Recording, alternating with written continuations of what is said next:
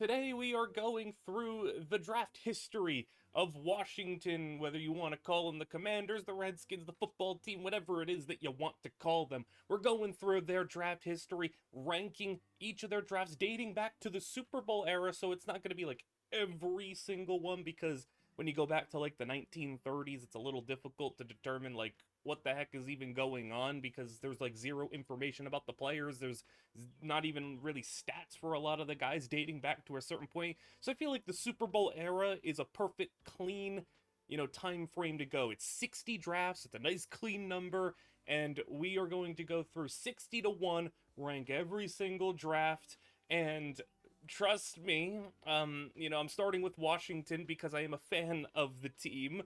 But if you enjoy a video like this, I can go ahead and do this for all 32 teams, and it would be really fun to go back and go through the draft history. But I'm starting with the team that I know the best.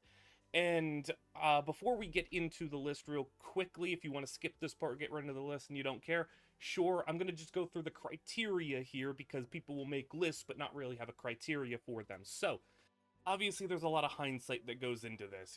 It's easy to criticize now when somebody made a pick 30, 40 years ago and it didn't go well, but we are grading what they ended up getting from their draft haul, and the only things that are really going to be like have a little bit of leniency is I'm going to be grading, obviously the higher the pick, the harsher the grade for hitting or missing. And also, I'm going to be a little bit more harsh on the more recent era because it's a lot easier to scout now in the 2020s than it was in the 1980s. You have all the resources now, whereas, 60s, 70s, he didn't really have those same resources. Bombing a draft in 1970 is not the same as bombing a draft in 2020. So, I'm going to be a little bit more harsh towards the more recent years.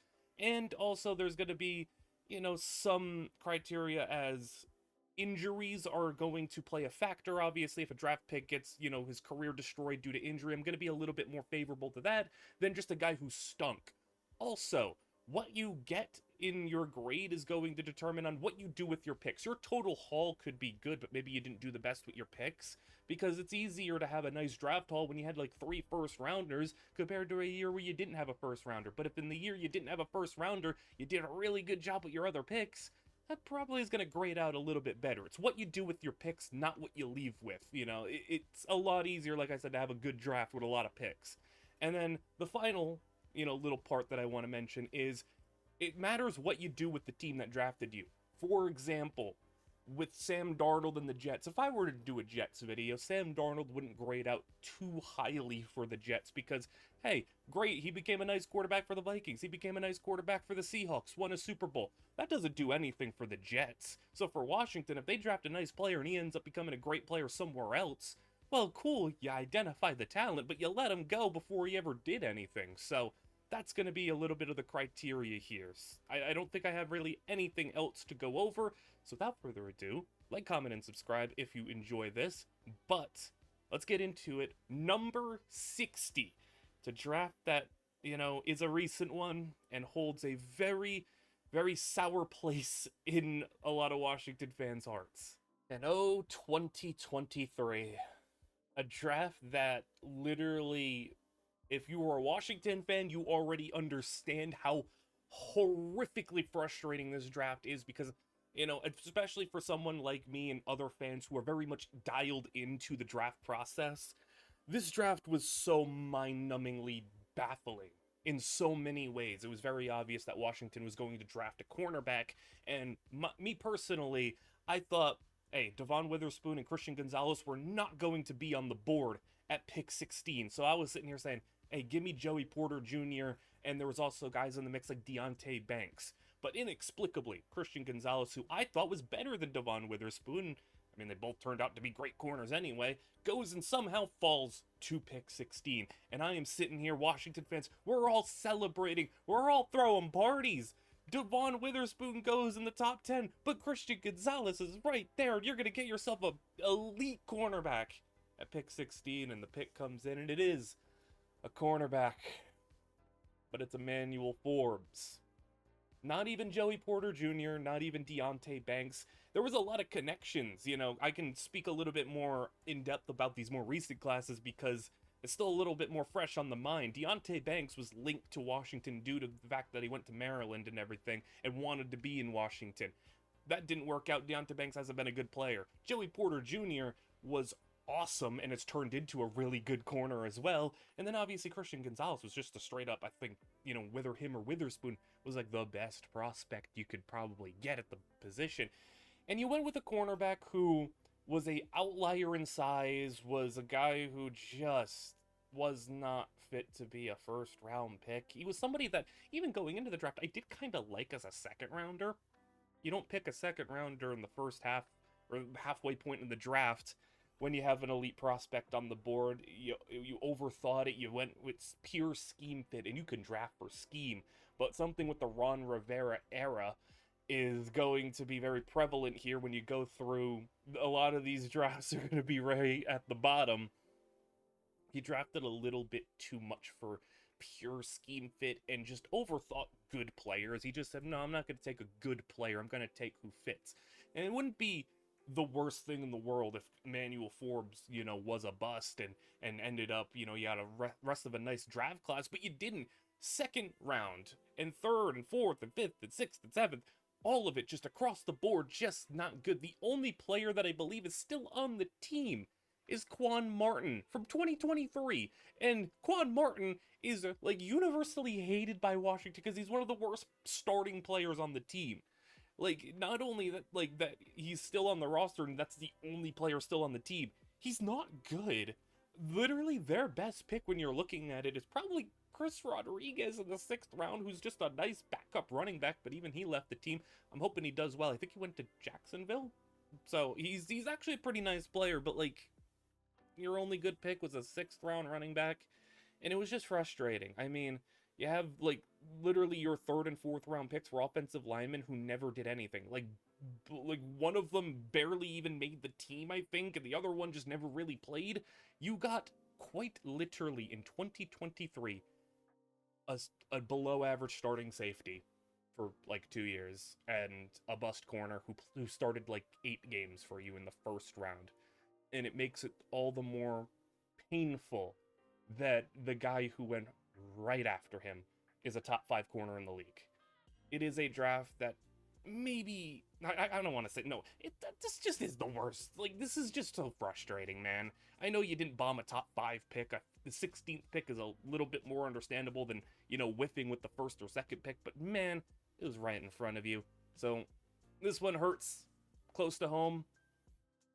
I think it's the worst. At 59, while I did say I am going to be a little bit more lenient towards the further back in history you go because of just general inability to scout and everything, and this is a prime example of hey, a bad draft in 2023 and a bad draft in 1966, which is our number 59 draft class, you could just say paper on paper, just looking at the talent that they acquired, that 1966 may be a bit worse, especially for the amount of picks that you had, but again, a little bit of leniency. Either way, it's garbage here. I split all these drafts into 5 tiers.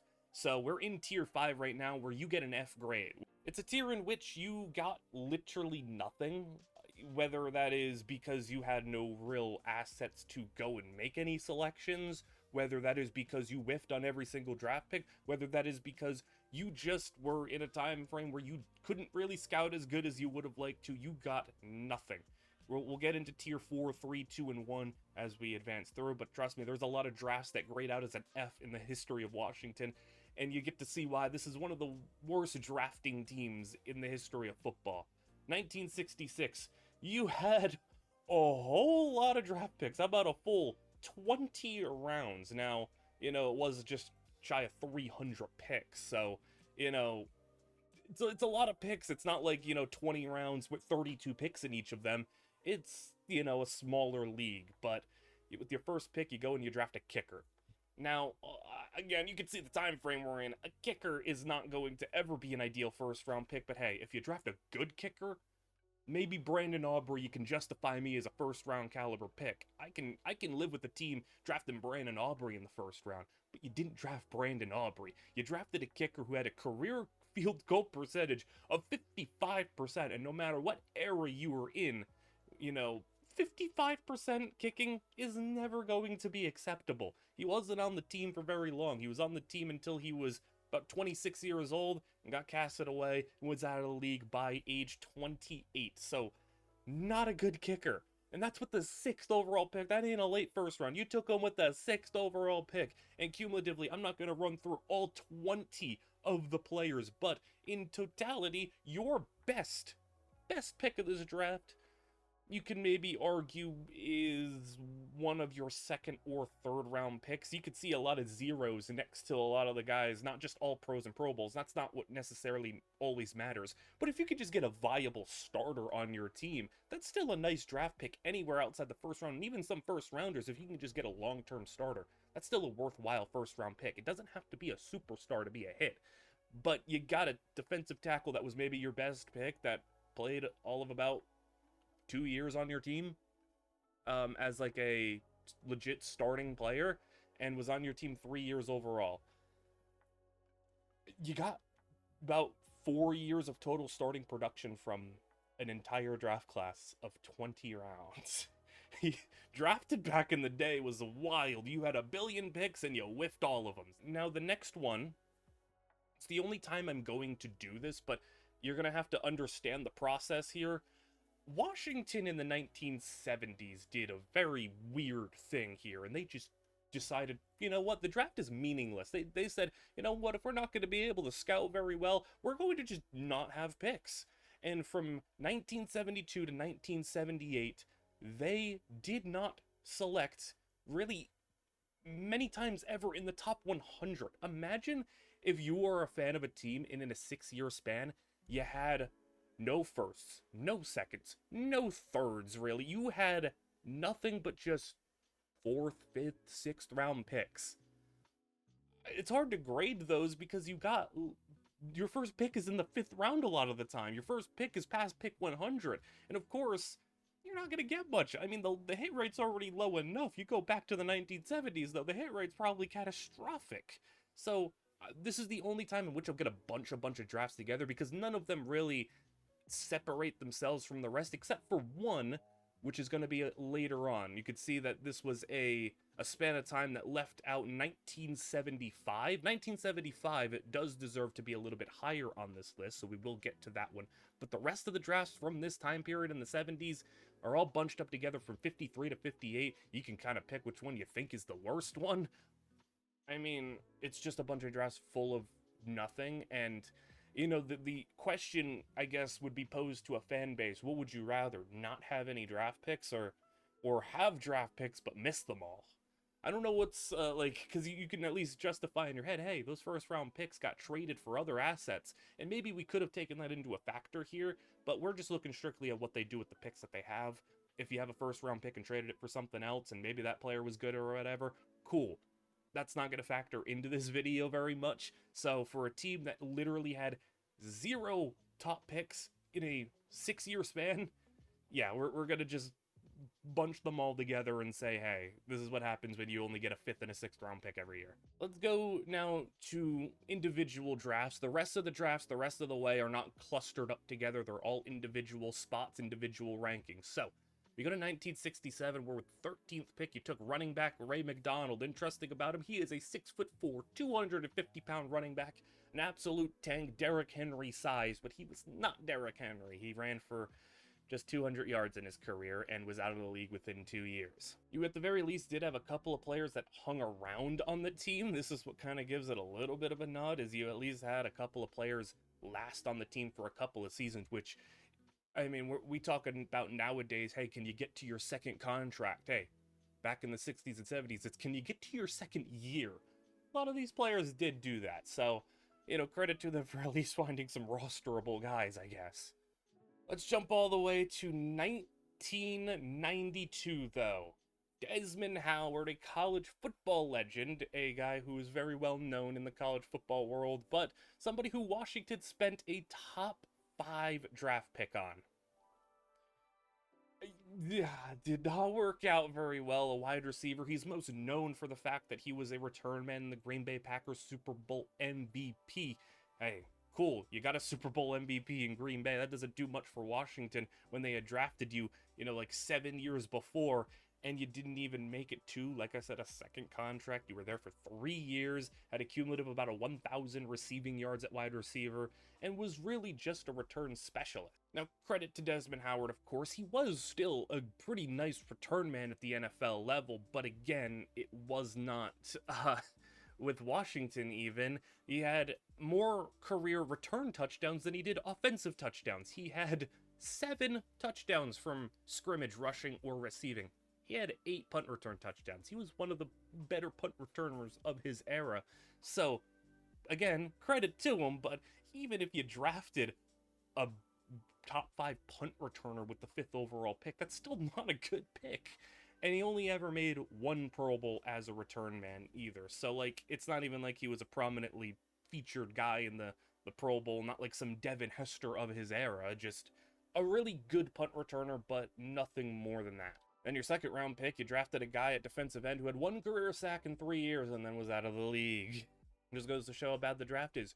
The best player, unironically, was Desmond Howard that you drafted, and he is one of the bigger busts in team history. At number 50, though, let's go back to the Ron Rivera era, who, another one of his masterclass drafts. Another draft where I can vividly remember every Washington fan was pretty well aware that they were going to take a wide receiver that year. And on my wish list, I was begging for Garrett Wilson at pick number 11. Unfortunately, he went pick number 10, right before to the Jets. But I sat there and said, man, if there's ever a consolation prize, we didn't get Garrett Wilson. Pick number 11, at least we got Chris Olave, right? Chris Olave at pick 11. I can be happy with that. Instead, Washington traded down. And not only did they trade down, they traded down to pick 16 just to take a different wide receiver, not Chris Olave. It took Jahan Dotson. Another instance of, what are you doing? Because, again, easy to go hindsight on some picks, but there's some picks where hindsight tells us, hey, they made the right pick, it didn't work out. There's also times where hindsight will tell us, dude, even in the moment, nobody thought that was a good idea. Nobody in the moment thought Emmanuel Forbes over Christian Gonzalez was a good idea. Nobody in the moment thought Jahan Dotson over Chris Olave. I mean, I know you could factor in the fact that they got a 3rd and a 5th round pick in the trade to move down, but you could have just picked Chris Olave. You needed a wide receiver. Why not pick Chris Olave? Why pick Jahan Dotson? It didn't work out. Jahan Dotson, to his credit, did have a really, positive rookie season, I felt like, where Washington fans were a little optimistic about him. And then year 2, he got a little banged up, and then year 3, it just all kind of fell apart, and then he got traded to the Eagles.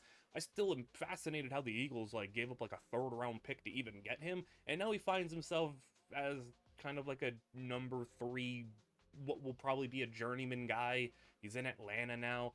And they took Vidarian Mathis in the 2nd round, and it made genuinely 0 sense.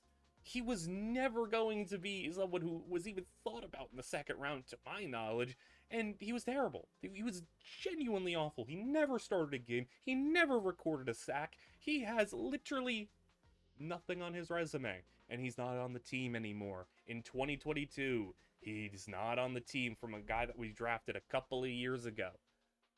Just an awful pick. The best pick you could say in this draft, which is where you could be maybe a little bit more positive relative to, the Emmanuel Forbes draft, is Brian Robinson was a serviceable running back for, a span of, I'd say, about 3 years, where he was just like a very okay number 2 back, but was forced to be put in a role as the number 1. I thought he was fine in Washington, but they dealt him to San Francisco, and now Brian Robinson now also finds himself as kind of like what will probably bounce around the league as just a fine backup running back. But at least for 3 years, he provided something. Hey, remember also, I had to live through a year where Washington fans had to convince themselves that Sam Howell would for some reason be a franchise quarterback. And, man, under Eric Bieniemy, did he rack up a lot of pass attempts, rack up a lot of yards, and do a whole lot of nothing? Sam Howell was not good, but, for a year I had to watch people convince themselves that he would be a starting quarterback for a long time, and now once again, like a lot of these other players, he's just a backup. Unironically, maybe your best player is Chris Paul, who was a 7th round guard, who Washington, hey, he's still on the team at least. That's something. He's still on the team. And Chris Paul is at least a serviceable, maybe low-end starting guard at this point in his career, but like there's a lot of, optimism for him in Washington still. So I guess maybe the draft could move up if Chris Paul ends up having a big breakout season. But as of right now, we're not betting on the 7th rounder to go crazy here. It's a bad draft. Another Ron Rivera special.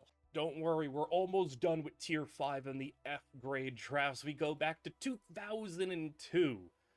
And one of Washington's many QB hiccups over the many years that they have tried to spend picks to get whoever may be their franchise quarterback. I mean, Washington has not had a franchise quarterback since, in the, I guess, pre-Jaden Daniels, if we're assuming that he is going to be that long-term.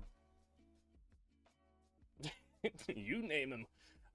One of their dart throws was Patrick Ramsey, a quarterback with the number 32 overall pick, so at least he didn't spend the highest of draft picks on him, but out of Tulane. It's a guy who spent 4 years in Washington, was only the predominant starter for one of his seasons, his second year in which he started 11 games. He had a career 10 wins to 14 losses, 35 touchdowns, 30 picks, and never started a game outside of Washington, and was out of the league by age 29 at quarterback. It was just one of many dart throws at the quarterback spot that Washington hadn't hit. There were so many times in the 2000s where Washington did have some pretty solid rosters, and Joe Gibbs came back a little bit later on to be the coach again. And like there were some times where you could look at Washington's roster and really say like, hey, you got a quarterback, you got like a few pieces here. Washington could be a pretty decent contender in the NFC. Never happened because you had guys like Patrick Ramsey, and you had awful quarterback play year after year. You did at least draft a long-term player on this team. Ladell Betts was an 8-year running back on this Washington team, predominantly a backup to Clinton Portis, but there was 1 year where he got the shine in 2006, and he ran for 1,100 yards on 4.7 a carry, so actually a pretty nice year. Maybe if he had a little bit more opportunity, he could have been a bit better, but I mean, that season did kind of feel like just more of an outlier. But again, generally just more of a nice backup running back. At least it's somebody that lasted on the team for close to a decade. And they actually doubled up in the backfield. A fullback slash also, at times backup running back Rock Cartwright was also on the team for about 8 years and wasn't nearly as successful from the production standpoint because he did play more so fullback. He had a couple of instances in which he played some running back for the team, but again, you drafted a fine backup who was on your team for 8 years, or at times a starting fullback for you. So again, at least you got something. Like, you're grasping at straws here, but like to avoid being at the very, very bottom, this is the separating factor. Ladell Betts and Rock Cartwright are the separating factors between being the 50th best draft and the 55th, 56th, 57th best draft. But we'll round out things here. The final draft in tier number 5. And we go to 2008. Another draft, which I don't know what the heck they were doing here. This was such a goofy draft because you didn't have a first round pick. You instead had 3 seconds, a third, a fourth. You had a bunch of just picks in the middle. And there was plenty of opportunity here to make something happen because what did Washington want? They wanted pass catchers. They drafted in the second round 2 wide receivers and a tight end. Now let me name you the players in day, or I guess in rounds 2 and 3 who were available to them at pass catcher. Wide receivers drafted in the second and third round in 2008. Mario Manningham. Okay. Harry Douglas. Okay, a fine player. We're not really missing anything too bad. But how about Jordy Nelson? Deshaun Jackson? Like, this isn't a situation where we're kind of hypotheticalizing, like, oh, you should have picked this person instead of this person. They picked the same position. They picked Devin Thomas at pick 34. Jordy Nelson was pick 36. To put it into perspective, Jordy Nelson's worst career season was almost equivalent to Devin Thomas's whole career production. And then the one that really hurts, one that I eventually did play for Washington, and I'm a big fan of, Deshaun Jackson was in the second round. 10,000, 11,000 yard receivers, one of the greatest deep threats in history. You needed a pass catcher, you needed a wide receiver, you spent all your second rounders on people to catch the ball, and you missed out on DeSean Jackson and Jordy Nelson because in favor of that, you picked not only Devin Thomas, you picked Malcolm Kelly as well. And you know how I said Jordy Nelson's like worst season was almost equivalent to Devin Thomas's career production? Well, Jordy Nelson's worst season did eclipse Malcolm Kelly's career production. Malcolm Kelly never caught a touchdown. Unironically, the best player that they drafted of those three was Fred Davis. And Fred Davis, for a few years, was a perfectly just okay tight end. I'd say maybe 2 to 3 years, he was just a perfectly fine tight end, but was more so drafted to I guess, be the more future plan, hopefully, I guess, due to the fact that, like, Chris Cooley was getting a little up there in age and they wanted him to eventually take over. That didn't happen. Not really, at least. Like, to a high level. He was out of the league by 27 years old and got suspended for substance abuse. And, that's a frustrating one. Because it's, again, you can go and say, well, they should have took this person, they should have took that person. I try not to do that.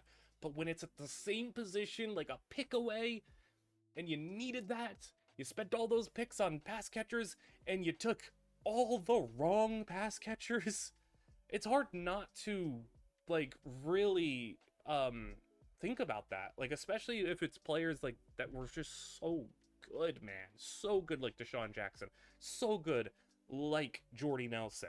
And it wasn't just that. You go the rest of your draft, Chad Reinhardt, a tackle who was on the team for a single season. Unironically, the dude who had the longest tenure on this team, a 7th round defensive end Rob Jackson, who was just a pure backup D end who started 1 season and had 4 sacks, but at least he was on the team for 6 years. That's what you left with in 2008, with opportunities missed galore. So that rounds out the Fs. Those are all just pure, what are you doing? This is terrible.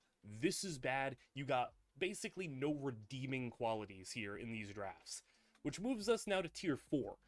Tier 4 is just the bad drafts. Whether it is you got one player, or maybe a draft that maybe wasn't so bad if you didn't whiff a top pick, or, you know, these are a little bit more competent drafts, but still on the lower end. We're still, you know, I think it's a little sad here that we got 60 drafts and, you know, like, a fair chunk of them are like, yeah, these are just straight up awful. And then the bad drafts, we'll get into them. There's a decent amount of those as well. So we go to 1988 for the start of this, when we get to the D minuses in the grading system that I kind of put together. And, well, what do you know? You took a kicker with your first pick, and that's never going to really work out, it feels like. You didn't have a first round pick, so that's where you kind of avoid the bottom tiers. You didn't have a first, so at least, you know, you didn't whiff that. But you drafted a kicker, and I guess credit to him, he's better than the first kicker we talked about with the 6th overall pick. This is a guy who kicked a career 72%, was a Pro Bowler, and made a second-team All-Pro in 1 season in 1991, and, you know, was on the team for an extended period of time and was there for one of their Super Bowl victories. So he, for a second-round pick, is not the worst. Like if you draft a kicker on your team for 7 years, I know it's still kicker. There's going to be a lot of people who are like, you never draft a kicker. But if you get one and he ends up on your team for 7 years and even was a Pro Bowl level kicker at one point, I don't think you can call it an awful draft pick, just not maybe as good as you would hope. Where you get really in some trouble here is the rest of this draft. Your 3rd round pick was a running back who amassed a career of 127 yards and was gone from your team in a year. And then, in the 4th round, you took another running back. Hey, 2 stabs at the running back position, and hey, this one was better.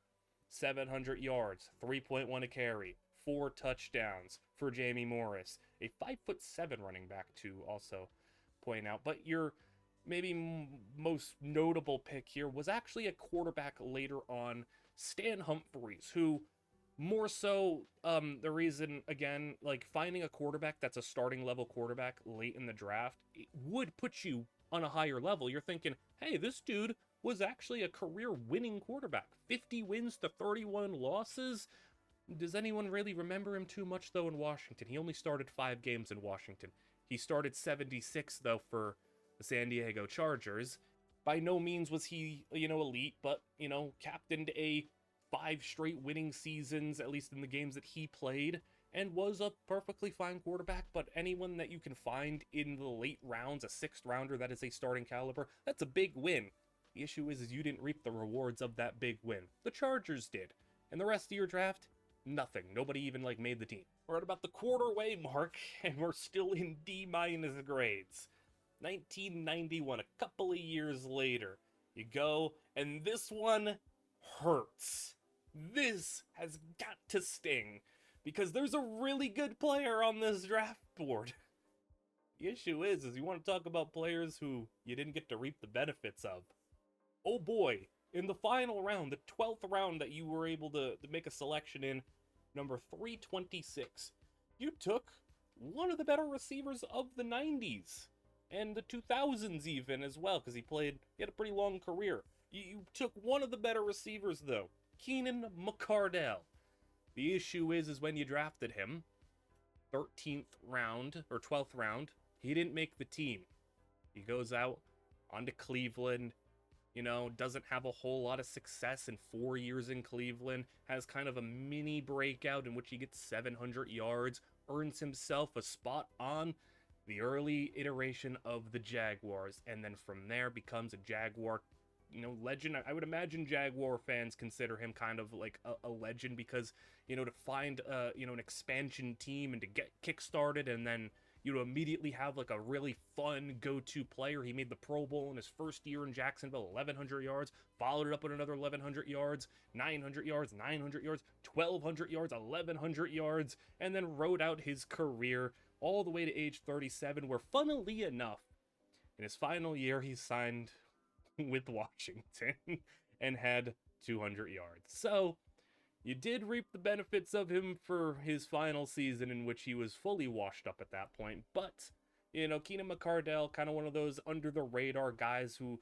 you look at his numbers cumulatively to a lot of others, and you're like, man, this dude didn't get a whole lot of respect in his career. Made 2 Pro Bowls and was just kind of, wherever. Nobody talks about Keenan McCardell, but he was an 11,000-yard receiver. It is hard to get into that exclusive 10,000-yard club. He did, and he did it in the 90s and 2000s, and he did it the long way, the hard way, where he got cut, was floating around, was stuck in Cleveland, and then had to go to an expansion team and build up his career. That's a phenomenal pick if he was on your team, but I can't give you credit for it. You cut him immediately. Question is, well, who did you leave this class with? You spent the 17th overall pick on Bobby Wilson, a defensive tackle, 300 pounds, 6'2", and he was on your team for 4 years, out of the league by age 26, and had 11 career sacks. And once again, there was yet another player that Washington picked that was actually pretty useful, pretty decent. They didn't give him a chance, though. Jimmy Spencer was selected by Washington. Another pick where it's like, okay, cool, you got a player. And he didn't ever play for Washington. And in 1992, he signs with the Saints, kind of as a backup for a few years, and then 3 years as a starter, New Orleans, Cincinnati, was a kind of a fringe starting cornerback in Cincinnati and San Diego, in Denver, had 26 career interceptions, and carved out a really nice career for himself as just a fine, adequate starting cornerback. And again, is he a superstar? No. But if you go in the 8th round and select a cornerback who played in the league for a decade and was a starter for a big majority of that time, that's a phenomenal pick. You cut him immediately, though. He didn't make the team.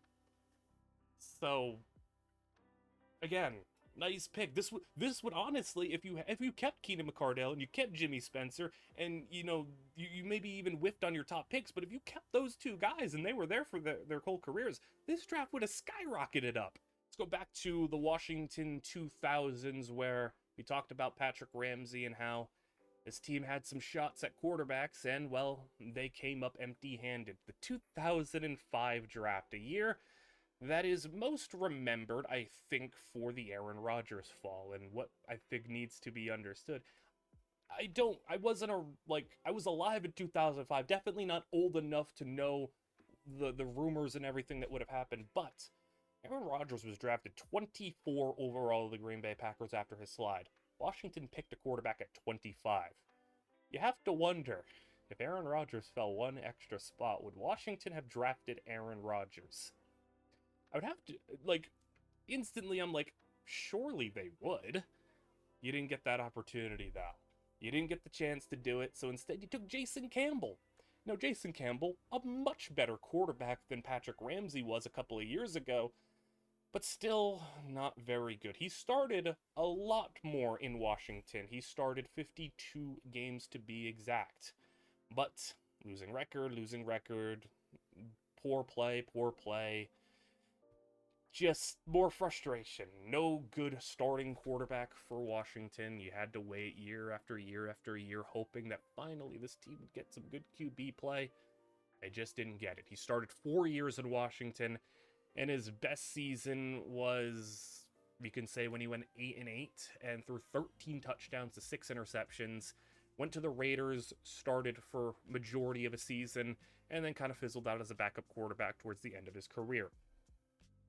Again, much better than drafting Patrick Ramsey, but again, not the fulfilling quarterback pick that you would have liked. That wasn't their first pick, though. Carlos Rogers was their first pick, a top 10 selection for Carlos Rogers.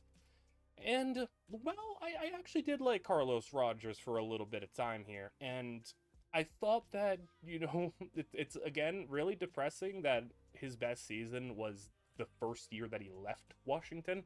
He was in Washington for 6 years and was basically their starting cornerback throughout the entirety of it. If you get a 6-year starter at cornerback who's a perfectly fine player, I'm not going to wreck you for the pick. It's not a great pick, but not a bad pick.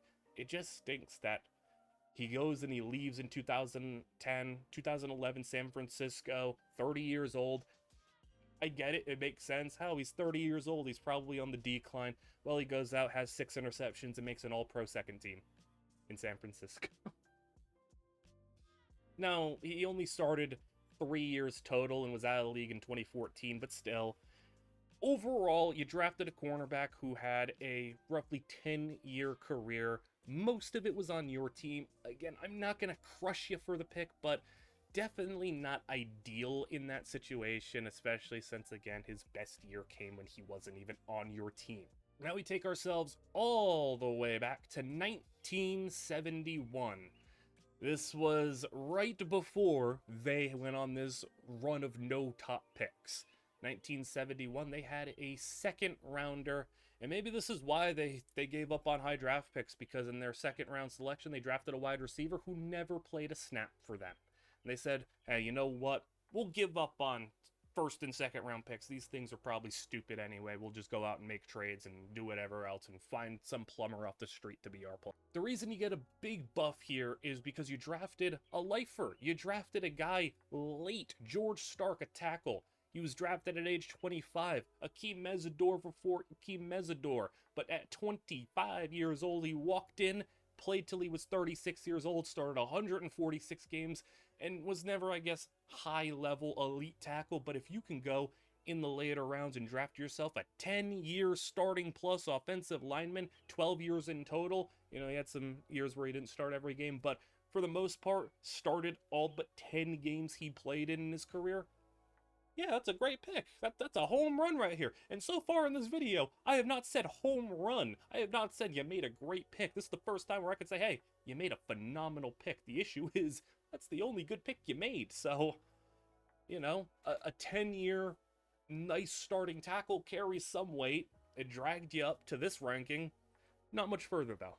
And let's take a little bit more of a step back. So, 1968, you actually drafted some viable players here. The issue is you spent the 12th overall pick on defensive back Jim Smith.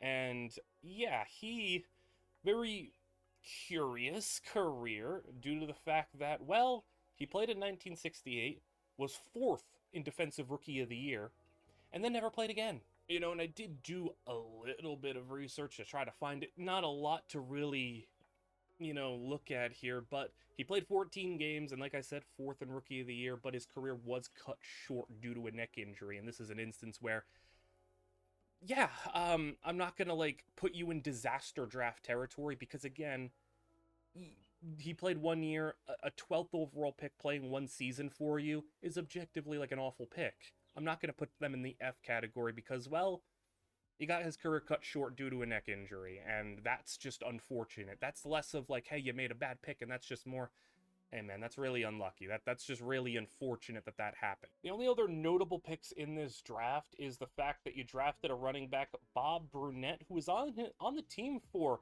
8 years, purely as a backup. He started 6 games in 8 years, but an 8-year player in the 7th round who was just a pure backup running back. You could do much worse. And the fact that you also drafted a very long tenured punter on the team. This is what we're celebrating here. We're celebrating a 12-year punter, Mike Bragg. So, not a whole lot else, but like I said, give him a little bit of grace because the first round pick, not a bad player, just a bad result. Let's go to 1993, though, as we are nearing the, a third of the way through, and the grades, if you can see, we're at D. We've upgraded from D minus. We're still at bad drafts. Like this is getting a little scary. It's like, man, how many bad drafts did this team have? How much garbage have cycled through this Washington franchise? The answer is a lot. We still have more to cover here. 1993, they doubled up on Notre Dame. They said first and second round pick. Let's go. Notre Dame defensive back Tom Carter, who actually was not that bad. For a first round pick, he had a 9-year career, which you could definitely say is like, cool. Thumbs up here. Second defensive rookie of the year. You got something. He started almost every game in his first 4 years in Washington. Then they let him go. Goes to Chicago, goes to Cincinnati. Doesn't have like, crazy success in those other places. It kind of does feel like his best time was in Washington. But you get credit for drafting a 4-year, pretty good starting corner. Uh, that's nice. You got 59 games there. That's more than we've seen from a lot of their first round picks. So you get not a miss, but not a hit. Because you only got 4 years of him. And then you go Reggie Brooks, another running back. And we've seen this team draft a lot of running backs. And hey, the future was looking bright in Washington after year one. Their first round pick, runner up in defensive rookie of the year, Reggie Brooks. Third in offensive rookie of the year. He ran for 1,000 yards as a rookie, only 3 touchdowns, but he ran for 1,000 yards as a rookie. And the next season, it came crashing down. His yards per carry went from 4.8, which was really nice, crashing down to 3. And then didn't play at all in his third year, was let go, Tampa Bay in 96, and then out of the league at 26. The life of a running back, I guess. It's just crazy sometimes when you look at some of these old careers and you just wonder what the heck happened. And I guess if there is another notable player to talk about, because there is a very notable player to talk about, just not for the career in Washington. Frank Wycheck, very well-known tight end throughout the history for the Tennessee Titans and a part of the Music City Miracle play. But what you forget for some people is he's not just somebody who's a part of one of the most famous plays in NFL history. He was a really good tight end for a couple of times. 3-time Pro Bowler, an all-pro player in his, late 20s when he hit his prime. He was a dude who was getting 100-plus targets in his career. And, for the era, a 700 or 600-yard tight end. He did that for a 5-year span and was legitimately a really nice player. Washington drafted him, did nothing with him for 2 years, and then he goes and breaks out somewhere else. We've heard this story a couple of times before, but yet another player where it's like, man, you forget, that guy was on Washington. Keenan McCardell, yeah, he was drafted by Washington. Frank Wycheck, he was in Washington. Everybody was in Washington, but nobody wanted to be great in Washington because they got let go too quickly, or they go and break out somewhere else, and it's just like, man, even your draft steals aren't even really steals because you don't even get to have the benefits of them. Let's get back to a modern draft, though. Another bad one. This one, 2016.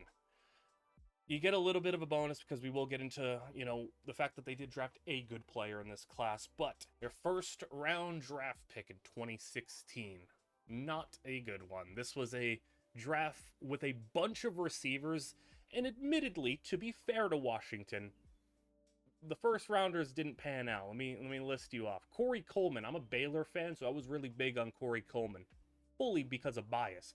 He didn't pan out though. How about Will Fuller, who was good for a moment but just kept getting hurt? Laquan Treadwell, somebody who actually is still in the league to this day, but just purely as a backup, and Josh Doxson, who was really bad. Really bad. He had just 1,000 career yards, was in Washington for 3 years, and was out of the league by 4 years in. And just like, I remember watching it in real time again because this is one that I was very much alive and old enough to witness, and it was just like, man, Josh Doxson in his rookie season basically never played. He had 6 targets in his rookie season. I'm looking at it. The credit there is it was 2 catches for 66 yards, but he didn't play as a rookie. And then you go into year 2 and you're really excited. Josh Doxson's about to break out, and we're about to have something here. He has 500 yards, 6 touchdowns. Not the worst, not the best, still not ideal. And there was a lot of issues there because Josh Doxson, even on the stats, you look at the stats and you're like, oh, that's not so bad for a young player. He was an old rookie. He was drafted at 24 years old. So by now he's already 25 years old and he's only putting up 500 yards, catching less than half of his targets. It's a little ugly. And in year 3, 500 yards again, drops off a bit, and Washington just says, we're done with this one. And Minnesota, he played a game for them, and then his career was done. But it was yet another player where, around this time period, Washington didn't draft a lot of, exciting players. It was a lot of linemen, offensive or defensive linemen. And, you finally get hit with, because as a fan base, you always get excited about the wide receivers and the running backs, even if you know deep down, yeah, we should probably take an offensive lineman. We should always do that. I had to do it last year. It's yeah, Josh Connerly makes sense, but man, I really wanted a receiver. You always get a little bit more excited about the wide receivers, and you finally got thrown a bone. You finally got one. Josh Doxson, he stunk. But again, to the credit of Washington at least a little bit, none of the receivers were. Second round though, I remember really being a big fan of this pick. This was one that I kind of missed on. Sua Cravens, who only played 1 year in Washington. There was some issues that correlated to that, but I remember really liking Sua Cravens. That was the player in the draft class that I was like, yeah, he could be fun because he's like this safety linebacker hybrid. He just didn't pan out. I still remember his only career interception though, I believe, was against the Giants in an overtime game. I was really hyped. I think that's what it was. But the reason this draft is getting a little bit more credit is because Kendall Fuller is here. Kendall Fuller had 2 stints in Washington. He was a really nice player. So Fuller was in Washington for 2 years and was an ascending at that point in time. I remember him more as a nickel corner in year 2, was really ascending. And then Washington made this big blockbuster trade. They traded Kendall Fuller, and I think it was a 3rd round pick off the top of my head. I'm trying to remember all this. For Alex Smith. This was the big Alex Smith trade, and this was so that the Chiefs can go and, let Patrick Mahomes take over the reins. And honestly, you look back on it, phenomenal deal. You go and you have Patrick Mahomes waiting in the wings, and you're like, hey, Alex Smith, you just had a really nice season. We'll go and trade you for a mid-round pick and an instant plug-and-play starting corner. They go, they win the Super Bowl, and then 2 years later, he hits free agency, and Washington's like, we want you back. After his rookie contract ran out, they got him back. So I think it kind of worked out for both sides. Maybe not for Alex Smith. Poor guy. But it worked out for the Chiefs. It worked out for Washington in a way to where they were able to get Kendall Fuller back. Fuller got his Super Bowl ring. It's kind of almost a weird thing to remember. It's yeah, Kendall Fuller was in the Chiefs for their first Super Bowl and just immediately went back to Washington. But he was a 6-year corner, and at his best was a pretty fine number 1. At his worst was mind-numbingly frustrating, but at his best was a pretty nice player. The only downside is he's already out of the league at 30 years old. So, he's 31 now, but he was out of the league, his last season was age 29. But, 6 years as a starting corner and, 3rd round pick. Yeah, we'll take that. Also, Matthew Ioannidis was here, and Ioannidis was a very fine, also, rotation D lineman. Washington, for a time, did have a really, stacked D line with, Montez Sweat and Deron Payne and Jonathan Allen and Matt Ioannidis was one of those guys who was like, man, maybe he should get some more opportunities. A 7-sack season as a rotational D tackle, an 8-sack season, then got hurt, kind of fell off a little bit, had a flame out year in Carolina, but for a 5-year span of time was a really nice quality defensive lineman, I feel like. So you also get a little bit of credit for that. So you drafted 2 defensive starters, or at least for Ioannidis' case, like a really high level rotation guy. Could be worse. It's just the Josh Doctson pick was so bad, man.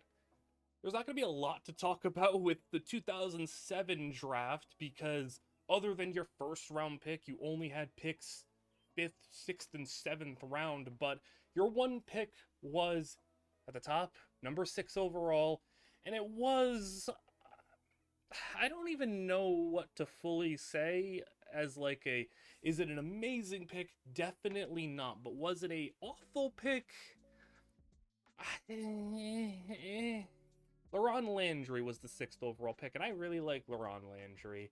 The issue was he never became this big superstar. He never became an elite player, but at his best was a Pro Bowl caliber safety. He was really nice. The issue is he only spent 5 years in Washington. So, given that your only premium asset was used on a maybe bit of a disappointment, I guess, because he didn't turn into what you wanted him to turn into. But, there was still a 5-year span, at least in Washington, and overall, like a 6, maybe you could push to 7 with his year in Indy if you want to say he was really good in Indy, which he kind of just was whatever.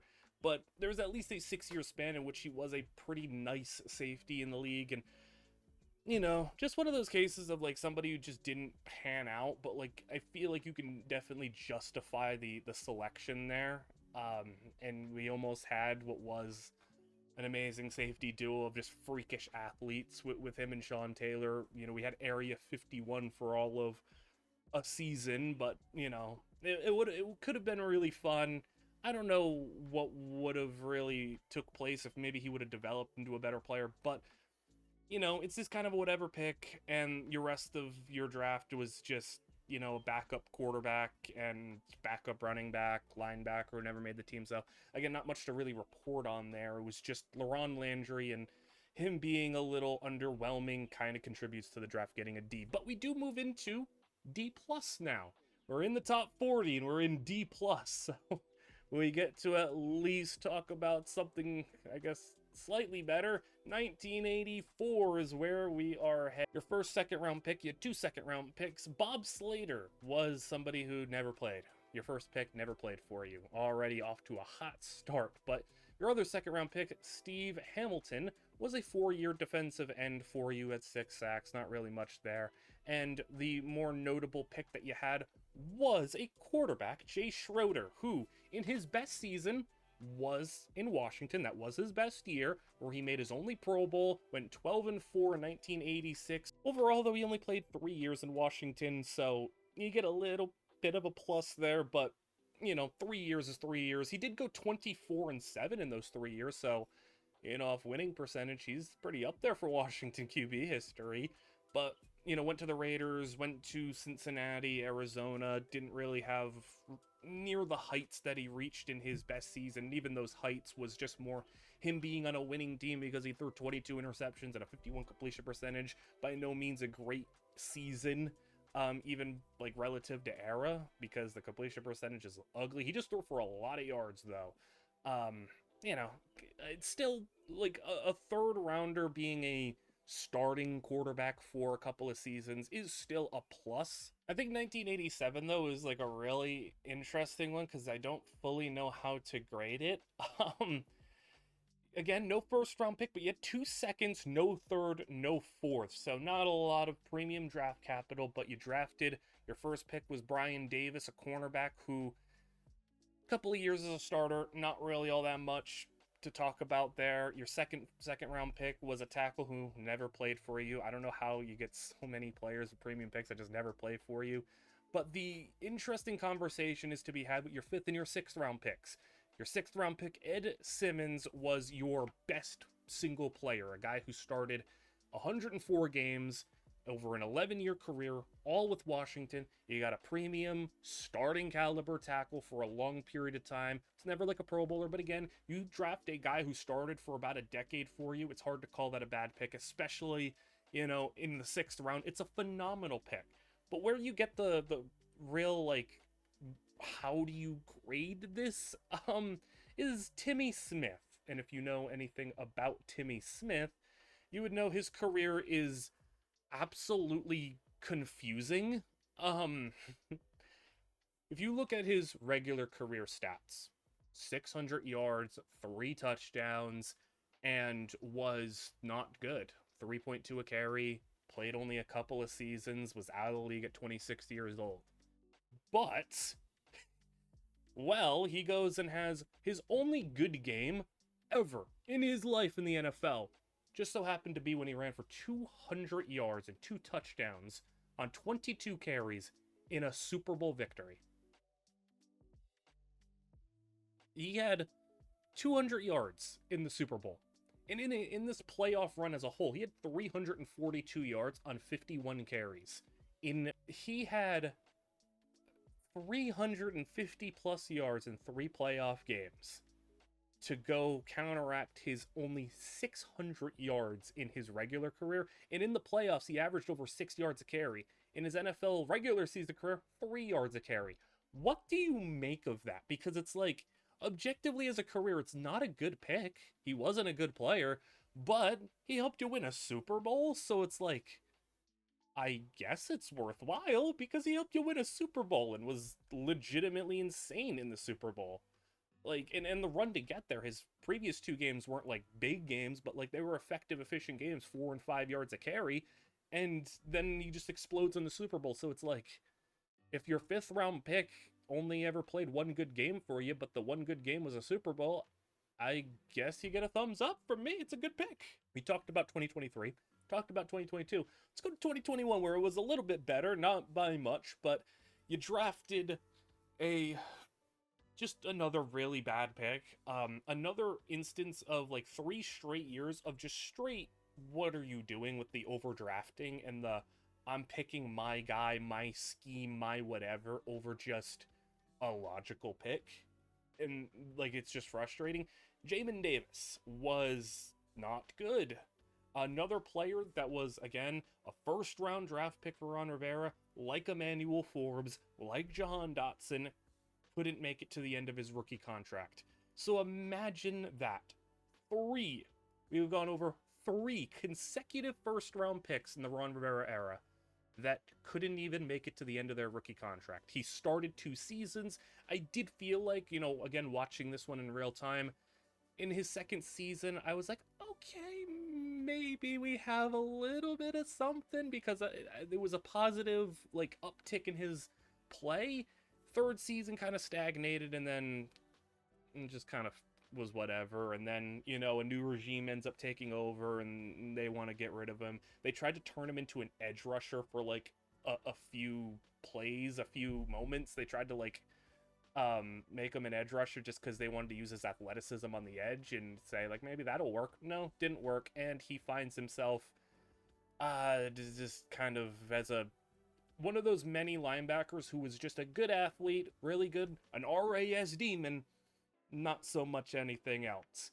The reason this draft, though, does get an uptick relative to the other, 2022 and 2023 is because he did draft a really nice player in the 2nd round. Sam Cosmi has been Washington's starting guard. He started off as a tackle, but he's been starting at guard for the last couple of seasons, and he's a legitimately, like, really nice player. I mean, when he got paid before he had a significant injury in the playoff game against the Lions.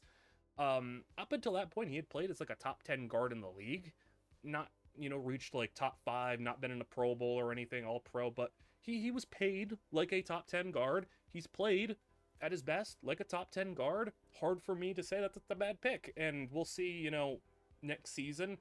Like, there's going to be some of these drafts where in the 2020s, the story has yet to be written. I am just grading off of what's happened so far and how we're kind of feeling, with these players' trajectories. If Sam Cosmi is able to, bounce back after a significant knee injury where he played like half the season last year, go into this season fully healthy, 100%, and get back on track to where he was, yeah, this draft could bump up a little bit if he starts racking up some accolades, but he's the lone bright spot really in this class.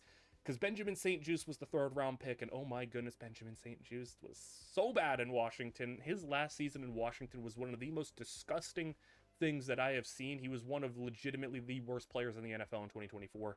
He ends up having a bounce back season in 2025 with the Chargers, but he's off the team, and I don't think any Washington fan misses him. Dyami Brown, the only reason he's notable here is because he is back in Washington, plays his first 4 years, does a whole lot of nothing, and I remember myself and a lot of other Washington fans are like, man, give Dyami Brown a little bit more of a chance. He's like an okay deep threat. And then he goes to Jacksonville, he gets a bit of a chance, and then kind of gets buried in a receiving core that had like Travis Hunter and Brian Thomas, Parker Washington, eventually Jacoby Myers, kind of gets buried. Now he's back in Washington on a much cheaper deal, and I guess we'll see. He's still 26, 27 years old, so maybe he has something left in there. John Bates is somebody who's been on the team, got re-signed, got a second contract, purely just a blocking tight end. You look at his numbers, it looks pretty poor.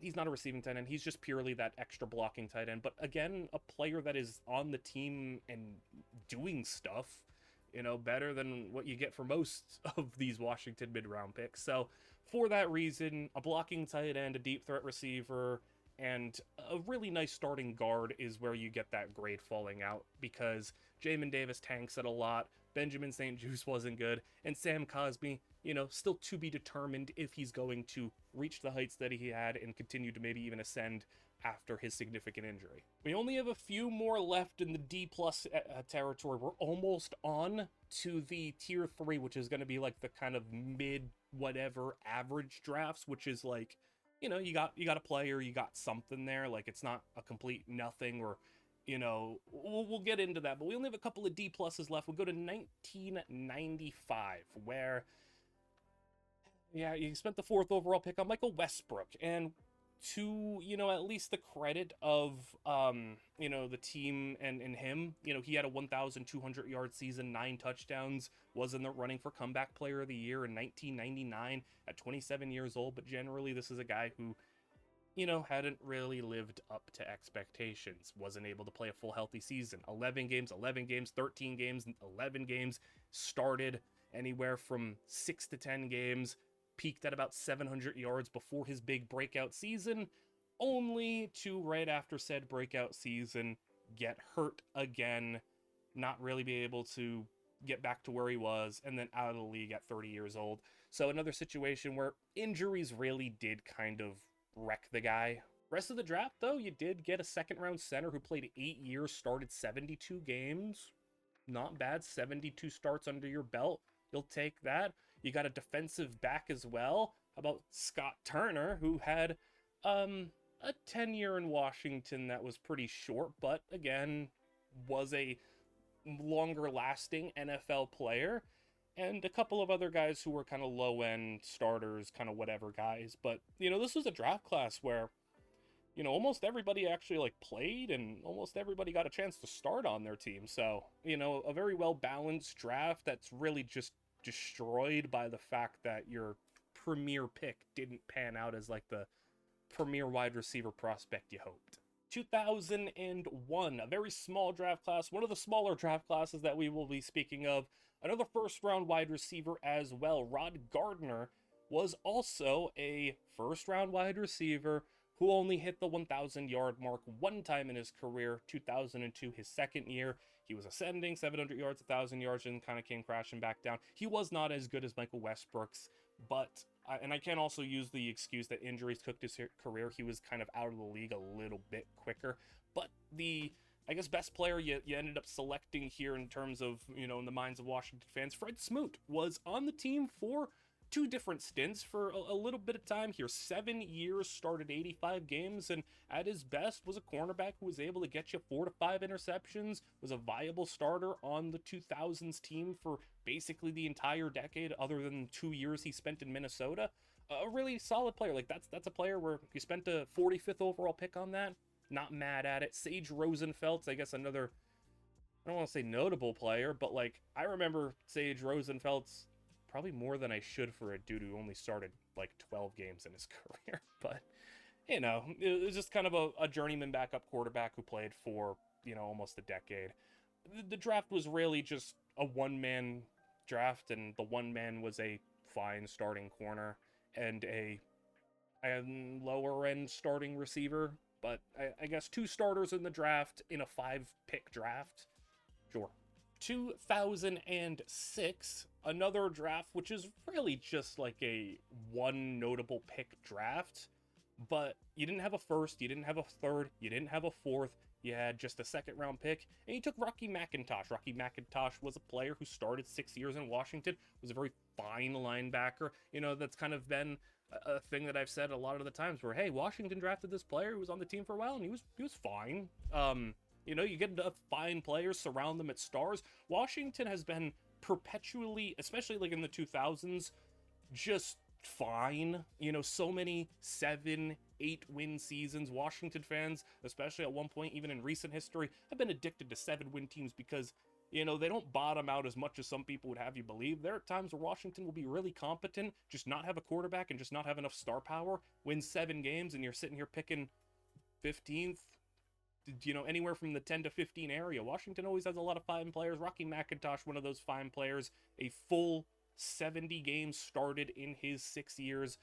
Again, you know, if that's your only notable pick and you took a, not a miss, I'd say, like, you know, not a slam dunk hit, but not a miss, sure. The other players that you took, though, Reed Doughty, starting safety on Washington for 54 games, not a great player, really. Reed Doughty was kind of a whatever, but started for a number of years. And Kedrick Golston, who was also on Washington for 11 years, started 53 games at defensive tackle and had 21 tackles for loss, 7 sacks. Didn't really do a whole lot in 11 years, but again, a long tenured player. So kind of a weird draft class where you didn't get really anybody all that good, but you made a couple of selections, only one premium selection, and you got a lot of mileage out of the players at least. And guys, we get to our final D+. It is going to be 1994, and yeah, how about one of the bigger Washington busts? Heath Shuler, number 3 overall pick, who was catastrophically, monumentally, impossibly bad at times, where this was a dude who, you know, 3rd overall pick, you have a lot of expectations for the quarterback situation, and yet another first-round Washington quarterback that did not pan out. Now, somehow he came second in Offensive Rookie of the Year, despite going 1-7, throwing 10 touchdowns, 12 picks, and a 45 completion percentage. Second year in Washington, just kind of, you know, they gave up on him. Not like, you know, too soon, because, hey, Washington casted him out for 5 games in 1995, wasn't good. 1996, rode like the bench. And then in 1997, he goes to New Orleans and puts up a monumental stinker. How about 2 touchdowns to 14 picks? Oh my goodness. Incredible. He ends up with a career of 15 touchdowns, 33 interceptions, and won 8 games. What a number 3 overall. The thing was, is Washington did actually draft a better quarterback. Their first pick was Heath Shuler, who was awful. Their last pick, though, Gus Frerotte, was not bad. Not bad at all, actually, especially for a late-round quarterback. I mean, I know the results and the numbers I'm about to read don't scream amazing, but if you draft this dude with the last pick in your draft, and he goes out there and starts almost 100 career games at quarterback and has a much longer, much more notable career than the guy you picked 3rd overall, then yeah, I think we'll call it a good pick, especially since in 1996 he actually made the Pro Bowl as a starting quarterback in Washington, leading them to a 9-7 record. He was a starting quarterback in Washington 46 games, 5 total years, and he ended up having a 15-year career. So credit to him. I think is the most notable thing about Gus Frerotte, though, him like giving himself a concussion. I wonder if that's what people mostly remember. Probably. But he had stints everywhere. He played in Cincinnati, Detroit, Miami, St. Louis, Denver, Minnesota. but his longest stint was in Washington. His only Pro Bowl was in Washington, so you get credit for drafting a Pro Bowl quarterback. It just wasn't the quarterback that you thought it would be. Why this draft also does not put itself in the realms of like disaster is because, one, you did get a competent quarterback somewhere later in the draft, but also you drafted a guard who made an all-pro team. How about your second-round pick, Trey Johnson, who was a tackle/guard, played 8 years in Washington, had a breakout year or a peak season, in 1999 where he made the Pro Bowl, second-team all-pro, and started 70 games for you. So you got yourself a quality starting guard who, even at his best, was a Pro Bowl, all-pro level player, and a starting quarterback for a short time. On top of that, you also got a tackle who started 54 games in Joe Patton. So it's hard for me to call it a complete garbage draft because you got 2 starting offensive linemen and a starting quarterback. It's just the Heath Shuler pick being one of the biggest busts ever tanks it all the way down. If you swapped Gus Frerotte and Heath Shuler around, and Gus Frerotte was the 3rd pick and Heath Shuler was the 7th rounder, it doesn't look as bad. It doesn't look that bad at all, really. It's just, you picked the wrong quarterback. You picked a quarterback in general. In 1994, your options probably weren't that good. I'm taking a quick look right now. You could have picked Trent Dilfer. I mean, sure, you could pick Trent Dilfer. I mean, obviously better quarterback, but, I don't think anyone's moved by Trent Dilfer. We move on to the next tier, though. And like I said, there's 60 drafts here. Number 32 is where we're getting into just fine mid-drafts. These are going to be drafts where, maybe you got one good player and the rest stink. Maybe you just got a bunch of fine starters. Maybe you just got, there's something notable at least in these drafts, regardless. So, we get into C- now, and we go straight to 1990. Kennard Lang was your first round draft pick, a defensive end who, kind of moved around a little bit. Defensive lineman, D-tackle, played a little outside linebacker later in his career in Cleveland as well. It's a dude who had 50 career sacks and started 117 total games. Now in Washington, he only played 5 years, so you do obviously get docked for that because you didn't get to have him for, you only had him for half his career. But for a first round pick, 17th overall, to get a guy who played in the NFL for a decade, started almost the entire time, and was on your team for at least half his career. Again, not a strikeout, just not a home run. It's kind of like you batted a single. I'm not going to rip into you for it because you drafted a NFL player who was competent, but, not as good as it could have been. Where you're really shining, though, is how about linebacker Derek Smith? Another player you didn't get to see the full benefits of his career because he played most of it in San Francisco. Was a 7-year starter in San Francisco, started 102 games for them. But he started 61 games for Washington as well, so it's not like you got nothing from him. You got a 4-year starting linebacker who was very competent, very solid for you, though he, again, most notably played in Washington. Also got Albert Cannell, who was an 1,000-yard receiver one time, a kind of a one-year wonder type of receiver who had a 1,100-yard year, 7 touchdowns, but was on Washington for 4 years. Again, another 4-year player, which, again, this is kind of what we're looking at here, where the draft, do you hit any superstars? Do you hit any great players? No. But your first 4 picks all played for you and played 4+ years for you. You got a starting D lineman. The second round pick was the worst of them in Greg Jones, who only started about 20 to 30 games at linebacker, but Derek Smith started 4 years. Albert Cannell started for a decent amount. And towards the end of the draft, you got a guard who also had a long 11-year NFL career as more so a fringe starter backup type. He started a full season in Washington, but, was mostly a backup. But you got a lot of players, again, who played a lot of games in the league. That matters. You had 3 different players who played well over 100 games in their career. Everybody in this draft class played multiple seasons in the league. That's not that easy to do, especially when you're going further back into the 90s. I think, it's the most mid-draft ever. It's just you didn't get anybody amazing, you didn't hit any home runs, you just hit a single on every single play, and that's a C-. I said that early on when we were going through those 1970s drafts, that there was one of the drafts that kind of stood above the rest that I wanted to put some note into, and that is the 1975 draft, where once again, They didn't have a first or a second or a third or a fourth, but they did have a fifth round pick, running back Mike Thomas, who won Offensive Rookie of the Year and made the Pro Bowl and was actually, for a short time, pretty nice running back in his time in Washington. He had just about 3,300 yards and 50 starts. And again, Rookie of the Year, Pro Bowler, to go and get that when you had literally a fifth, a sixth, a ninth. Like these are the picks we're working with here. You didn't pick anyone in the top 100. You had two top 200 picks, and you got the Offensive Rookie of the Year. How could I not call that at least competent? You know, again, is it amazing? No, but like this is the prime, definition of like, hey, what did you do with what you had? You didn't have any resources to work with. You got the Rookie of the Year, a guy who had a pretty okay career, 6,000 career yards all purpose. I feel like I've had some more controversial placements, and trust me, I think there's one draft that people are thinking of for Washington that's like, how is that not popped up yet? We'll have some waiting, but how about this one that also would probably be a little controversial? I actually have 2020's draft not rated as a garbage. I know you're looking at it and it's not a great draft, but it's also not as bad as I think that, it was made out to be, because here's the deal.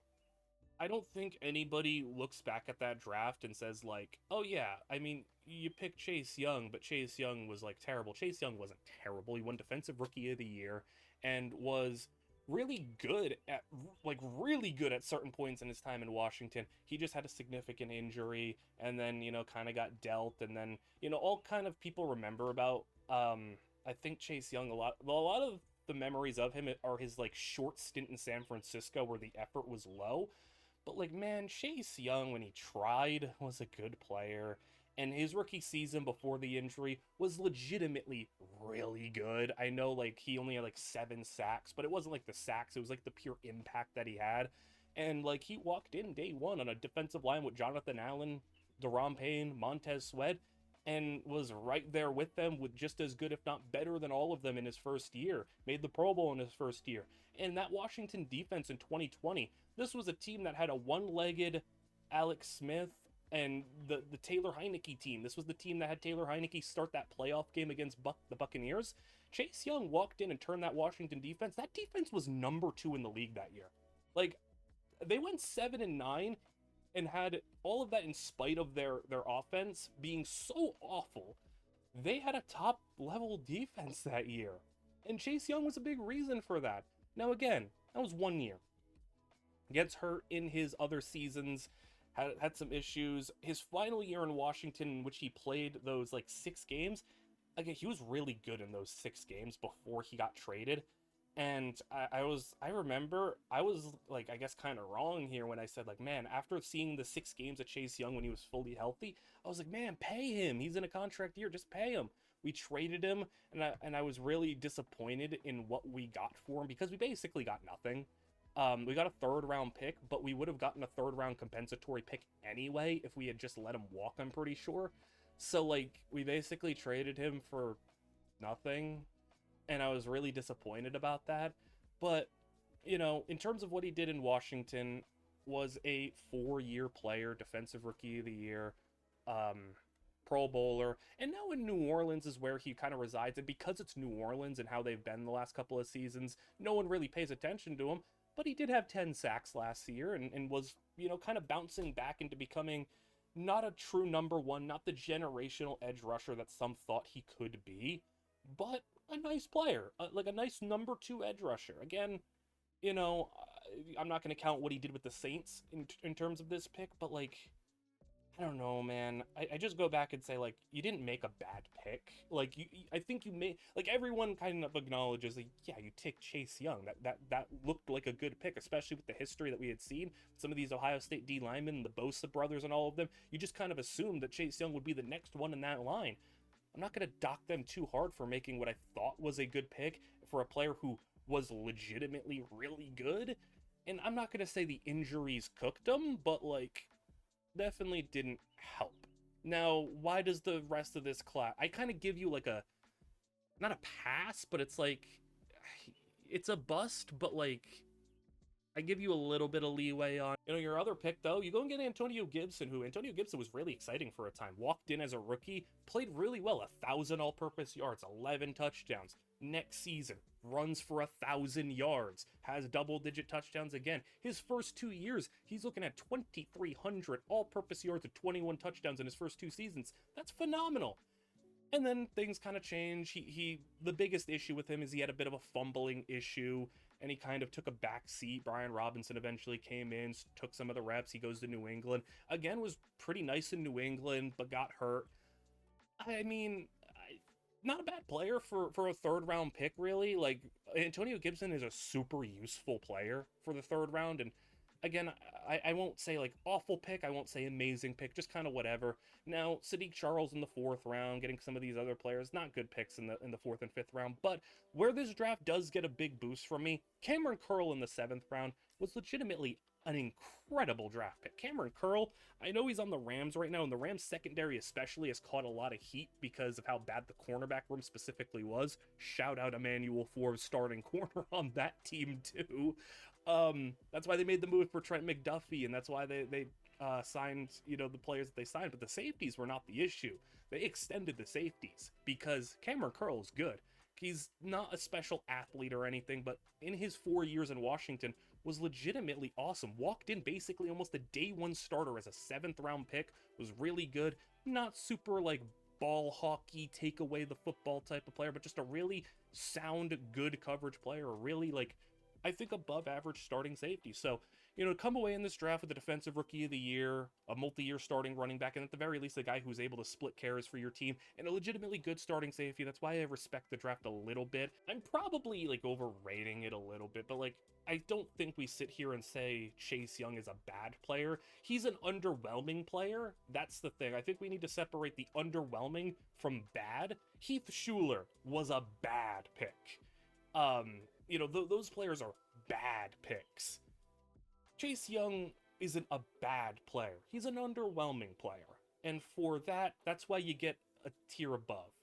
And you get Antonio Gibson, you get Cameron Curl. Yeah, I mean, maybe I'm overhyping it a little bit. And I know Washington fans have like a real sour, feel about Chase Young especially. So like you can let me know. I know there's some Washington fans out there who really hate Chase Young. I don't hate him. It is what it is. It doesn't work out, but I'm not gonna like kill him for it. The only thing in this draft class that really upsets me is that Washington didn't keep Cameron Curl. I think they absolutely should have extended him, and the contract wasn't even that expensive when the Rams signed him. That's the only thing in this draft that really hurts me is that Cameron Curl didn't get to stay around for longer. But overall, like a super mid draft still. Next, though, I think this is the smallest draft class we have, so it's kind of weird to grade, but 2003. They had no first, no fourth, no fifth, no sixth, just 2, 3, and 7. The seventh round pick didn't amount to anything. The second round pick, wide receiver Taylor Jacobs, was in Washington for a couple of seasons, didn't do anything.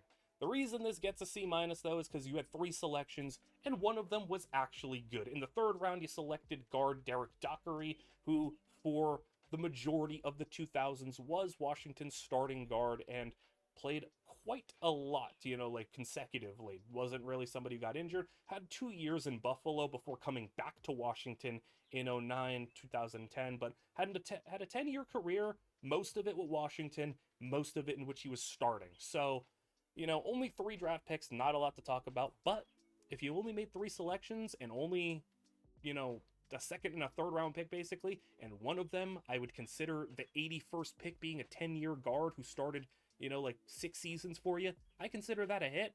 So you get a C minus for it. 1982 is where we head next, and another class with very much just kind of a player to talk about. Second rounder, you had no first. Your first selection came at pick 49. You selected Vernon Dean, who was second in defensive rookie of the year and was a pretty solid corner for you in Washington. 6 years, he had 21 interceptions and was just a consistent starter for them. So, with only one selection in the top 50, that being the 49th pick, you got a pretty semi I don't know if do we consider 6 years long term? Fairly long term starting. And then the rest of the draft was just kind of filled with a bunch of backups. Fourth round pick DN, played a couple of seasons for Washington. Fifth round pick tight end, like 3 or 4 years in Washington. DB, couple of years, like a bunch of just whatever. But like I wouldn't again call this a good draft, but you only had one premium draft pick really, and you did do fine with it. And the rest of the draft, you didn't find a couple of players in 1982 in the 10th round, 11th round, 12th round to actually make your team and have careers in the league. We'll give them a little bit of credit there. Isn't it sad though that we are in the top half of this list and we're still getting into drafts that are like not great? It's like, you're sitting here saying like, where are the good drafts? Where are they? And I know again, revisionist history is going to make a lot of drafts look really bad, but man, I mean, this is if I were to go through and look at like the Eagles draft history, for example, I don't think the drafts that we're going to be getting into in like the 20s are going to look this bad. But next draft up, this one is going to be 2013, where this one hurts a little bit because I really, really love Jordan Reed. This draft gets a big, not pass, but again, no first round pick. Washington really had so many drafts with no first round picks, man. But no first round picks. And you drafted David Amerson at 51. Amerson was not really a good player. Only started like 2 to 3 years in Washington, was just kind of a whatever player. That's not really what this draft is about. It's about Jordan Reed. Jordan Reed was amazing. If you remember how crazy he was on his ascent, 2015, how about just shy of 1,000 yards, 11 touchdowns. 2016 made the Pro Bowl in 12 games, had just shy of 700 yards. This is a player that just got cooked due to injuries. This is one of the more like cooked due to injury players that we're going to talk about because it's so unfortunate. He was so good, man. So good. He was legitimately 2015, 2016 regarded as one of the better tight ends in the league. Not like top tier like the Gronk level, but like, that next tier, you're getting to Jordan Reed, and he was legitimately up. But man, 36 starts across 75 games, a lot of which he probably wasn't healthy, 3,300 yards and 28 touchdowns. He was awesome. Maybe this is me giving too much credit to him for like, I don't think I'm overrating him though.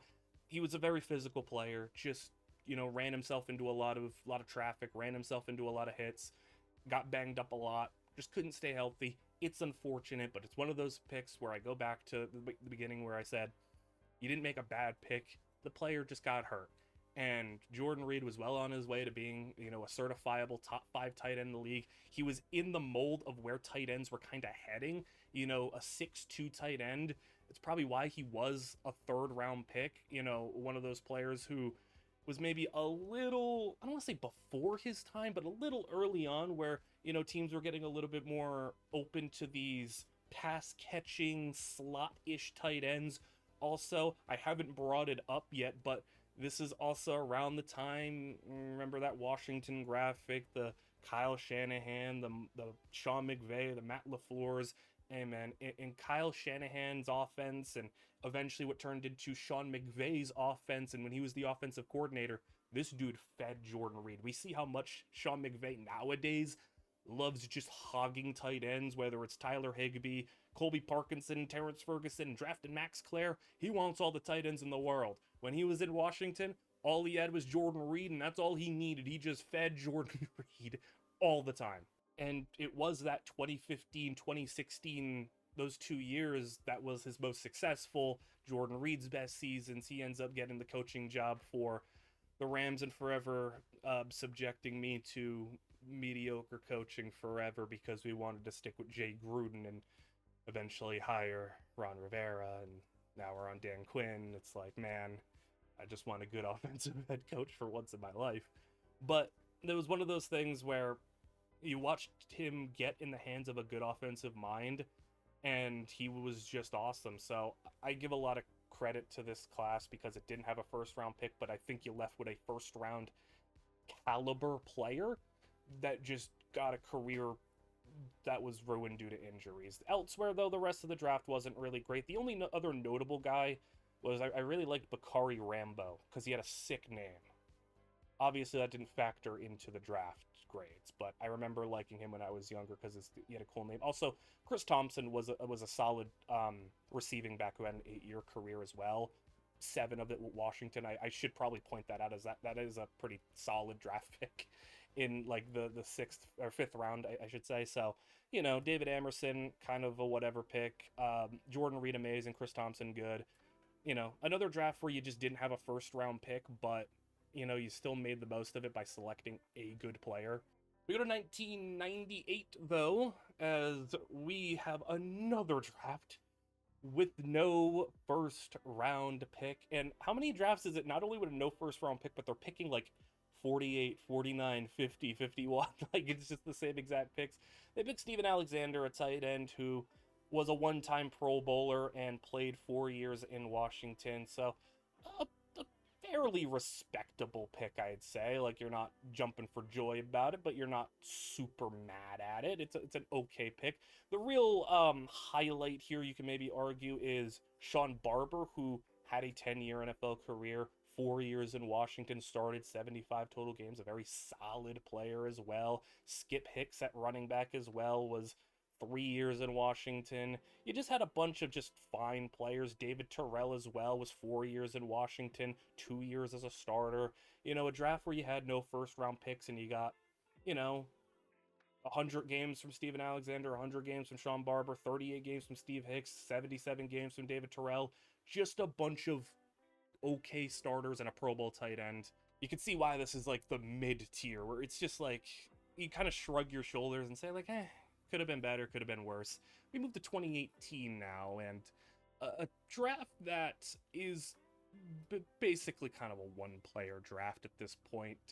But a second player did end up signing back with Washington from this class this offseason. 2018, I remember a lot of hype for Darius Geis. I mean, Darius Geis, was so depressing as purely just like a player who Washington fans were so excited about. And I know I'm talking about him before the first pick because the first pick has actually a lot more to talk about. But Darius Geis was a potential make or break for this class. So much excitement for him. He was really talented. Blows his knee out immediately before he gets to play a first game. Comes back in the second season. The few games he does play looks pretty impressive. Gone. Just gone. Stinks obviously. But Daron Payne, this is just all Daron Payne, where you get a lot of credit because you drafted a middle of the first round defensive tackle who's been on your team now for 8 years. This dude might end up being a decade-long Washington player where he has only missed, let me count right here.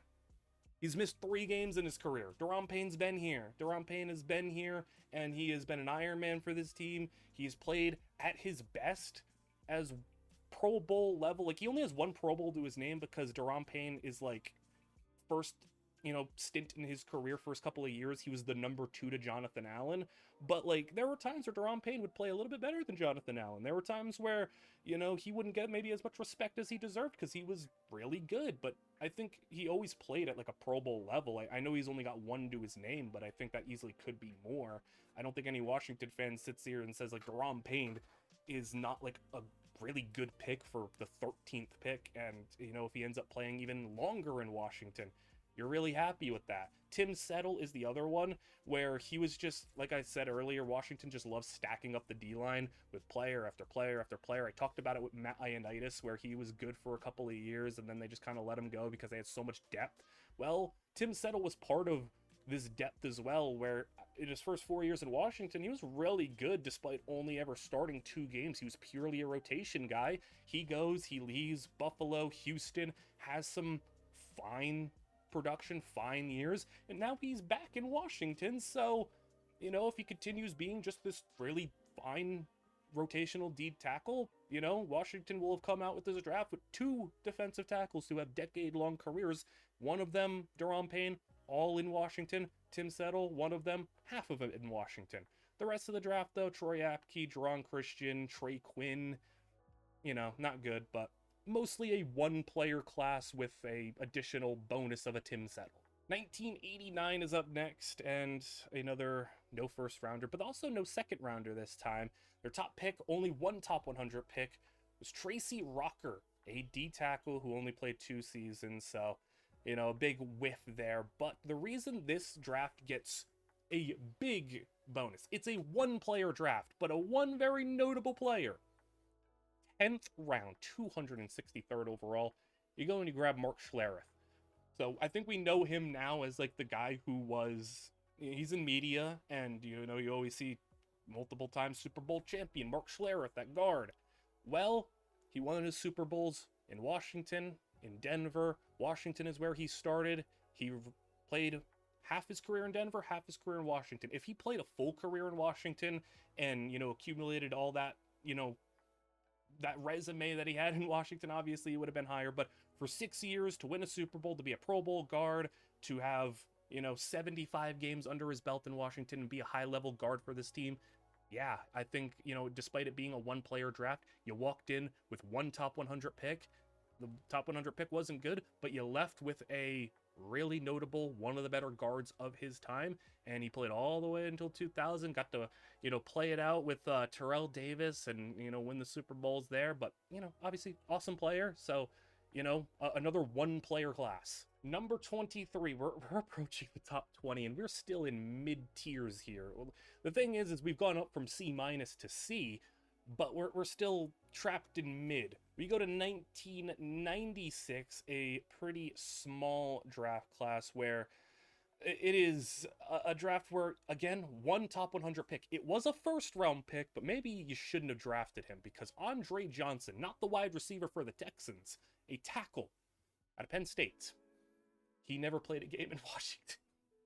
He never played a game in Washington, so your one premium draft pick was used on garbage. But the reason this draft gets, again, respect, it's a one-player draft, you had one top 100 pick, and you did draft a top 100 caliber player just outside of it, Stephen Davis. He was actually a really good running back for Washington and his year in Carolina, where he actually had just shy of 10,000 all-purpose yards, made the Pro Bowl a couple of times, even an all-pro team, his best season in Washington. You can argue 1999, whether you want to say it's 2000, 2001. He had 1,400 yards and 17 touchdowns, though, which was his best season. He averaged 100 yards a game, and just in general was a really, really good player, kind of a little bit of a later breakout at 25 years old. His first 3 years, he was kind of, in the mid. Comes out in 1999 though in a big prove it year, 1,400 yards, 1,300 yards, 1,400 yards, 800 yards, goes to Carolina, 1,400 yards, and then he gets hit with the almighty running back curse of you turn 29 years old, you're not allowed to be good anymore, and then he gets out of the league at 32. Yeah, but really good pick. I mean, you had one premium pick, you got one premium player, fine draft. If you swapped it around, and if Stephen Davis was the first round pick and Andre Johnson was the 4th round pick, doesn't look bad at all. Tell me if you heard this one before. It's a one-player draft, and it is 2009 where you had one very notable player, a player I absolutely loved so much, one of my favorite Washington players of this era, Brian Orakpo. Awesome in Texas, awesome in college, awesome player, and he comes to Washington immediately, Pro Bowler off the bat, 11 sacks, and played 6 years in Washington, started basically every game he played, and I was really sad to see him go because he eventually, went to Tennessee in 2015, played till 2018, and still in Tennessee, put up a double-digit sack season, but in Washington, he was legitimately really fun, really good. Like, there was this very short kind of crossover period of time because his last season in Washington was 2014, and there was this short crossover period of time where Brian Orakpo and Ryan Kerrigan, I'm actually wearing the Ryan Kerrigan jersey right now. I have a bunch of Washington jerseys. I just put on a Ryan Kerrigan one, but it was a really fun edge rush duo. I know you look at the cumulative stats, you see 60 sacks. It's nothing crazy, but he was legitimately a really good player. Injuries in 2012 kind of hurt him. Injuries in 2014, a little rough. But when he played, this is a dude who put up pretty good numbers. Not only that, was a 4-time Pro Bowler. How many players on this list that we have gone through so far have been 4-time Pro Bowlers. I know 4 Pro Bowls isn't even like crazy in the grand scheme of things, but for a guy to make 4 Pro Bowls and be a legitimately at times game-wrecking player, I loved him, man. Absolutely loved him. Rest of the draft, though, you didn't really have anything other than just a third-round pick that you spent on Kevin Barnes, who was a 3-year player, backup defensive back. Not much else there. So, again, it's a super just one-player class. But we go to 2014, where, for once, we're not looking at just a one-player class. We're looking at just a group of fine. No first-round pick, again. Again. But this was a draft in which you came away with one player who's still playing in the league, but your first pick was Trent Murphy. Trent Murphy was just a 3-year edge rusher, peaked at a 9-sack season as a rotational guy, kind of flamed out in Buffalo, but was like a pretty okay player for a short time. Wouldn't call that a hit in the second round, but not a ugly miss. The big hit and the most notable player in this class being your 3rd-round selection, Morgan Moses, who I think, like, in recent years, Morgan Moses has gotten a little bit more credit. Even still, though, he's a bit underrated at times. Maybe not, like, nowadays, because he's, like, 35 years old in New England. He's maybe, not as good as he was in his time in Baltimore and his time in New York. But, I mean, he spent most of his career in Washington, 7 years in Washington, and was the starting tackle. The second he was slotted in 2015 as the starting tackle, started all the way until 2020, and was really nice. Like, he wasn't an elite player, wasn't a top tier player, and he's been kind of like underrated in his like 30s, because I think he's played his best football post Washington. But to get a quality right tackle for a long stretch of time, not bad. You'll take that in the 3rd round. Also, you got Bashaud Breeland, who was a player I really liked a lot. Started over 100 career games in Washington, won a Super Bowl with Kansas City, and was a 4-year, like, consistent starter in Washington. I really like Bashaud Breeland. Like, I know he's, like, in the grand scheme of things, going to be, like, a super forgotten player. Really liked him. He had some really high-end seasons in Washington, I feel like. He was kind of one of those, if you call him like an analytics darling player at some points, like he was one of those guys who, like, you looked at those advanced stats and everything, and he kind of came up on them as like, yeah, he's actually pretty good.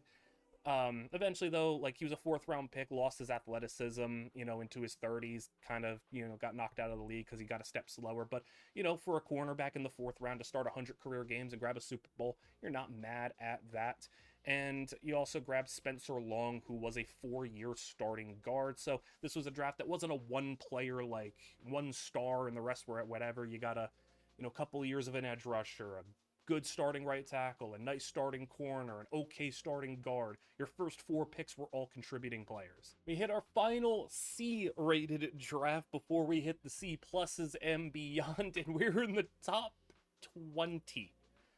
The 20th best draft is going to go to 2017, where this is still in the realm of kind of one-player drafts, but this one player being Jonathan Allen, the 17th overall pick. I gave it kind of the nod over, getting someone like Daron Payne, who, Daron Payne was good, but Jonathan Allen was always kind of the number 1 in Washington. I think did have, like, in terms of, like, if you're just looking at peak, kind of was better at his best.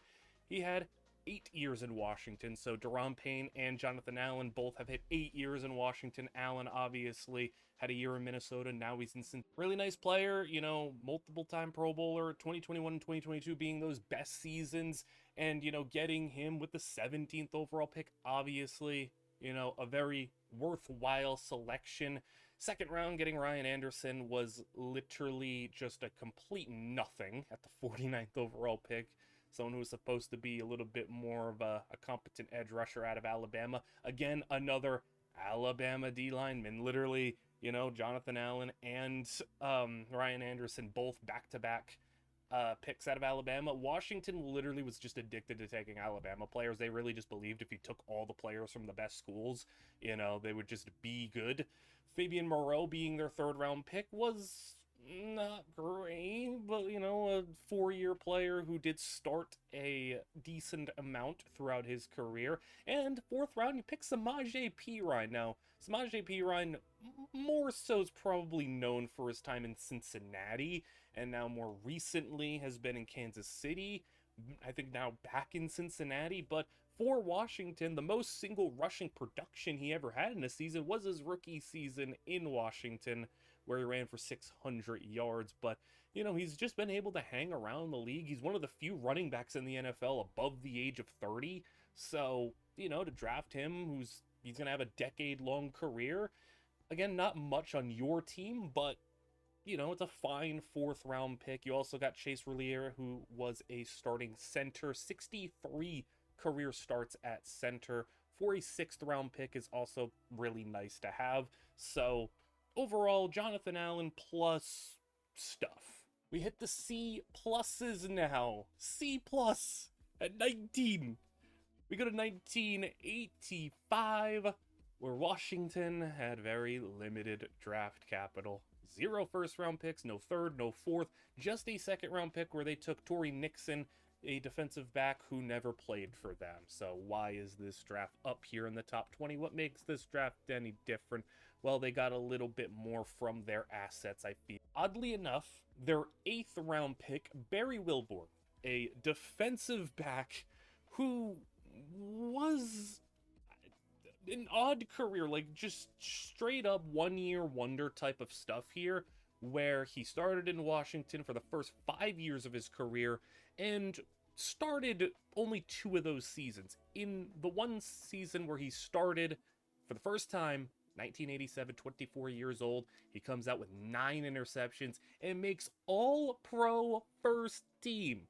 Didn't make the Pro Bowl, though, but it was an all-pro first teamer, one of the better cornerbacks in the league just for that singular year. So, on the stat sheets, it says he drafted an all-pro, but, just 3 years later, he was out of the NFL due to failing a drug test in 1990, in 1991, then came back for 1992 in Cleveland, then went to the Canadian Football League, then back in the NFL at 32 and 33 years old for Philly.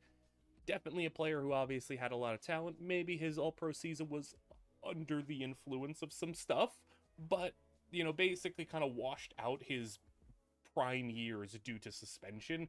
But, while he was still, at his ability to play at a young age, was an all-pro for a year. That wasn't the star pick, though. I mean, the best pick that you made was probably Raleigh McKenzie, who was a very long-term guard in the NFL, 16 years, in which he started 10 of them in Washington, a career where he played 227 games, started 184, 113 of those games for Washington.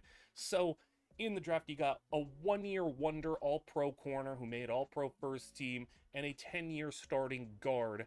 So to get that in, just a second-round pick is all you had. You also got a 4-year backup defensive tackle who got 12 career sacks, and a couple of other small pieces. But, when you put that all together, you only had a second round pick and just a bunch of fodder day 3 picks. Not bad.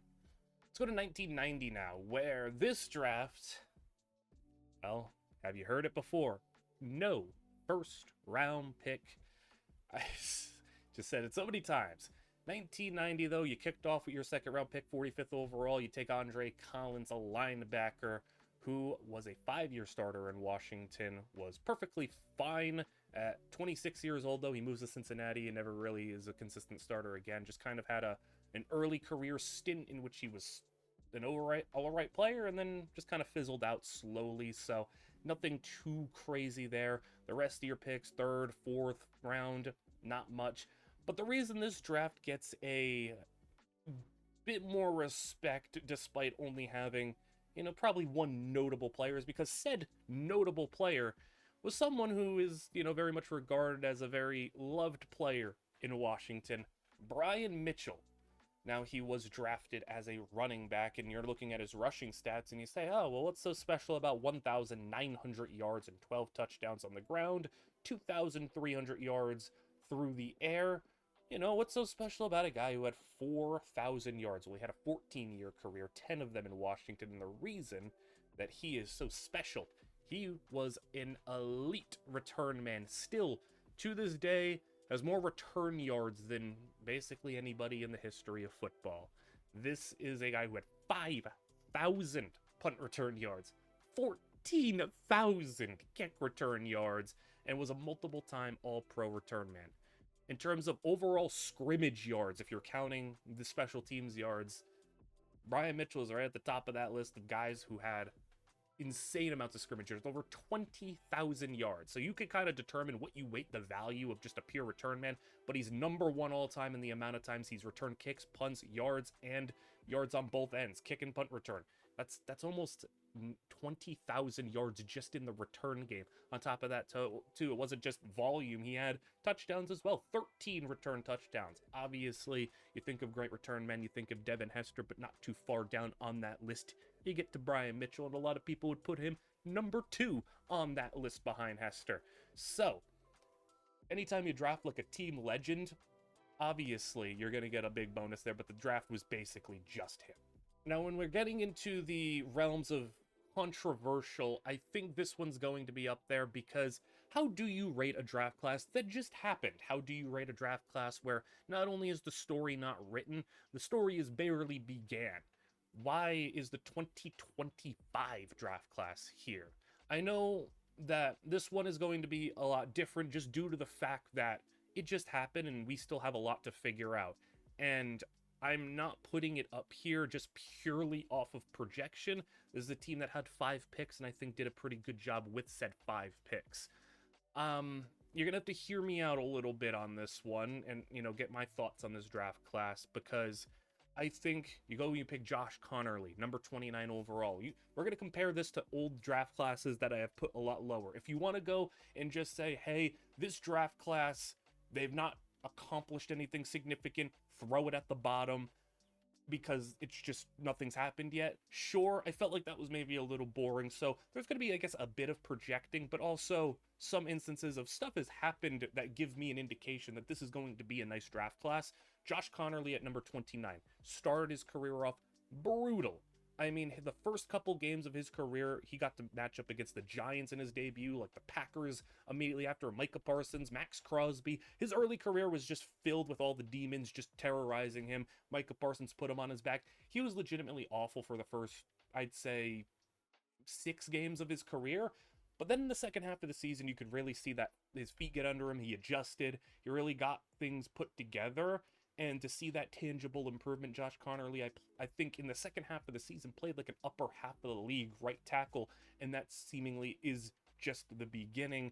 Obviously, you can't just project projection and, progression to just be nothing but up and all linear at the same time. I don't anticipate the next 8 games to get even better, but I anticipate a steady increase because I have seen him already play better week to week to week to week.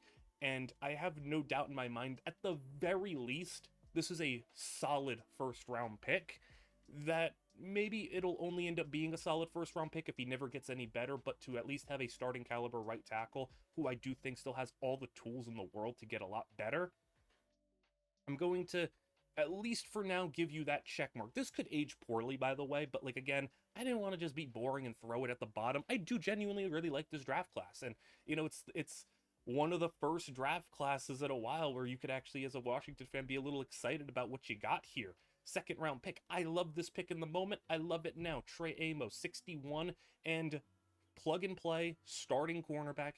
I loved Washington's strategy here this past season of just let them have their struggles, let them have their wins, let them have their losses. Don't keep them on a short leash. Don't bench them immediately. They're going to have to just learn on the job. And Trey Amos had his good moments, his bad moments. It's a high variance position in cornerback that has a lot of fluctuating play, but I thought Amos was pretty consistent throughout the season as the best corner, whereas Mikey Sanders still was so high variance.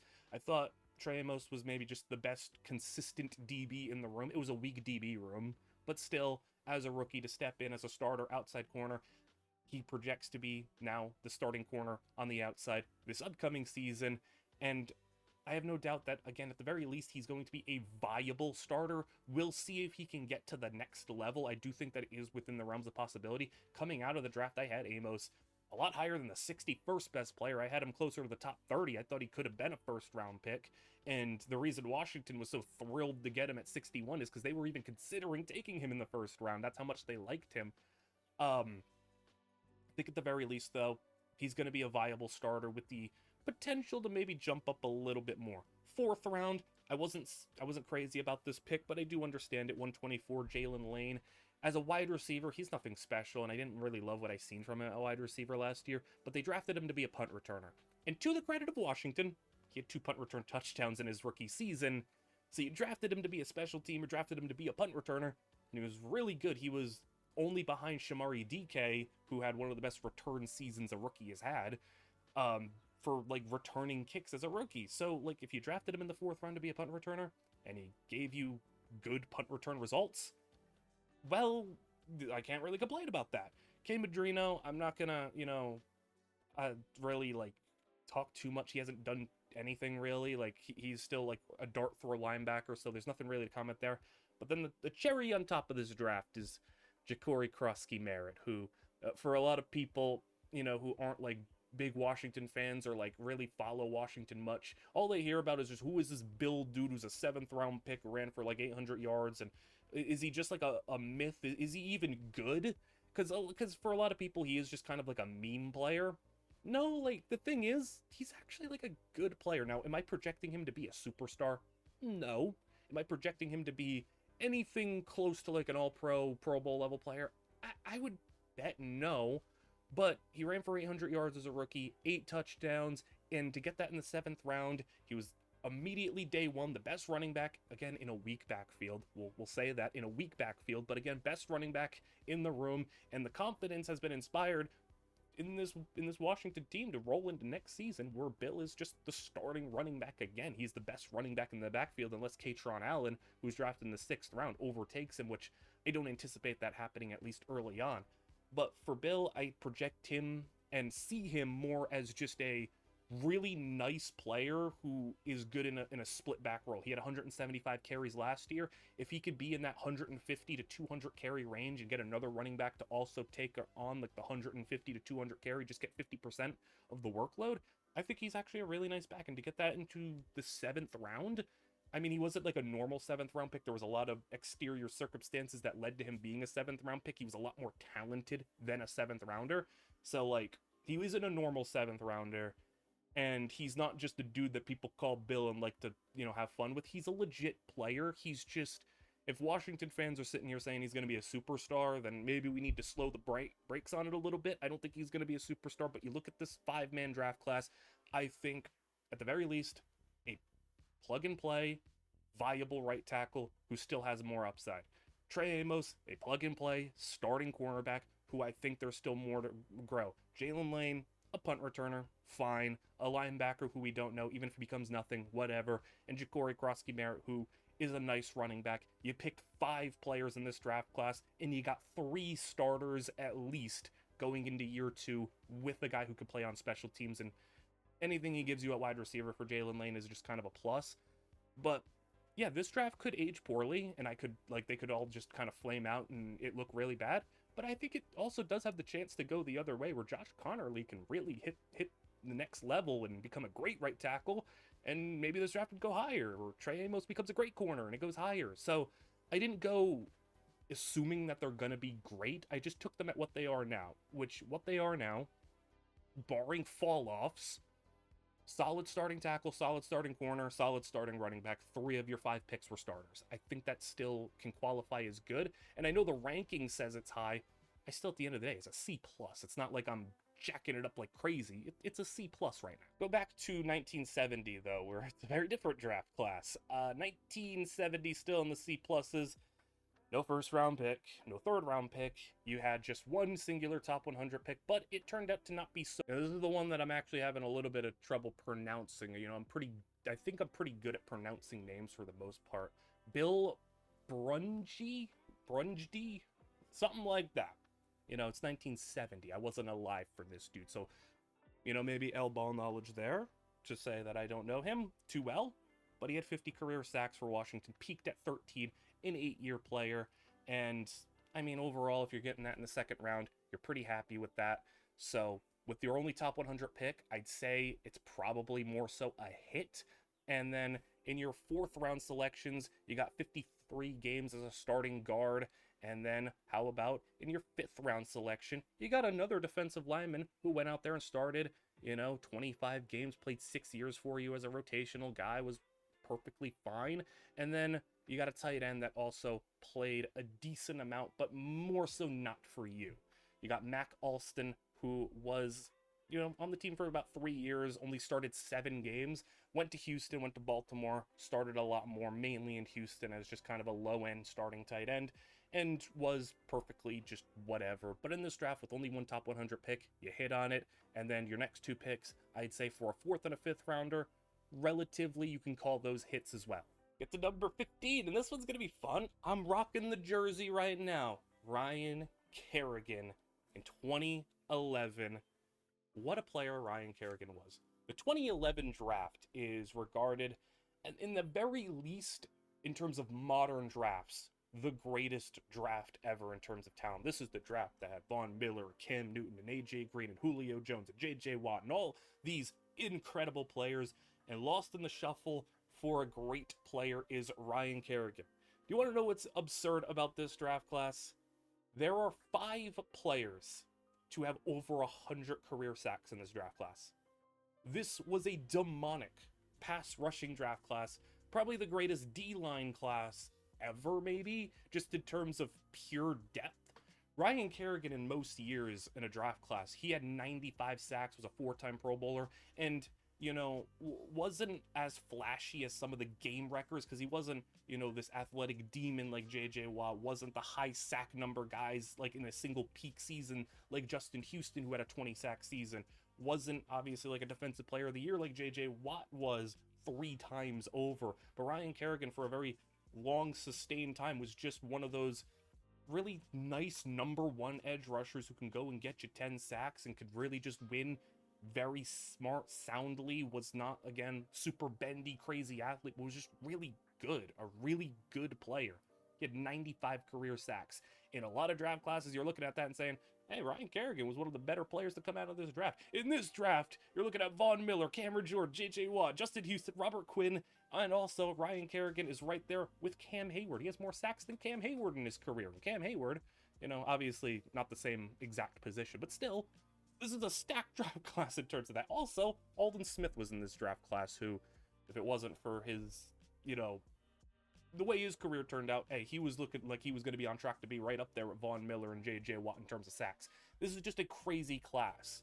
And Washington still left with a really good player, a 4-time Pro Bowler, and Kerrigan was just awesome, man. I mean, he played all but 1 year of his career in Washington, peaked at 13 sacks a couple of times in his career. Also, I love the stat that he had 3 career interceptions. All of them he returned for a touchdown, including, I think, on his debut. I think I remember watching against, like, the Giants. He had, like, a batted pass that he picked off and took the other way. It was awesome. He was an awesome player. One of, like, the bright spot guys in the 2010s. So you get all the pluses in the world for drafting a team legend type of guy. Elsewhere, though, you got Jarvis Jenkins, who was a fine starting D tackle for a few years, nothing special. Leonard Hankerson, just kind of a deep threat receiver who didn't really pan out much. Roy Halou was a receiving running back who got some run on the team. Aldrick Robinson was a fun deep threat for a time. You look at Aldrick Robinson's stats, he had 86 catches for 14 touchdowns. All he did was take the top off the defense. He just couldn't do really much of anything else. But yeah, the rest of the draft class is just full of just whatever. You could have obviously done a lot better because it was the 2011 class and there was talent everywhere to be had. You could have gotten Richard Sherman in like the 5th round. You could have gotten whoever else. Like, there was players everywhere. So maybe if you're grading on a curve, the 2011 class maybe should be lower because you didn't get as much as you could have. But you got a team legend. You got a guy who was a perennial Pro Bowl player who, he made 4, could have made more if he was maybe a little bit more popular, because Ryan Kerrigan, no one really talks about him, but he was awesome.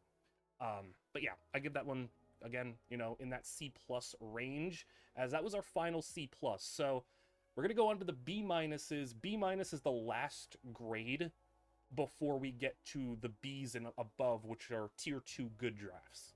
And starting off the B-, you go to 2015. This is where drafts start to get a little bit better, where you're getting more than maybe just a player. You're getting maybe 2 players, maybe 3 players, maybe some relevant stuff here.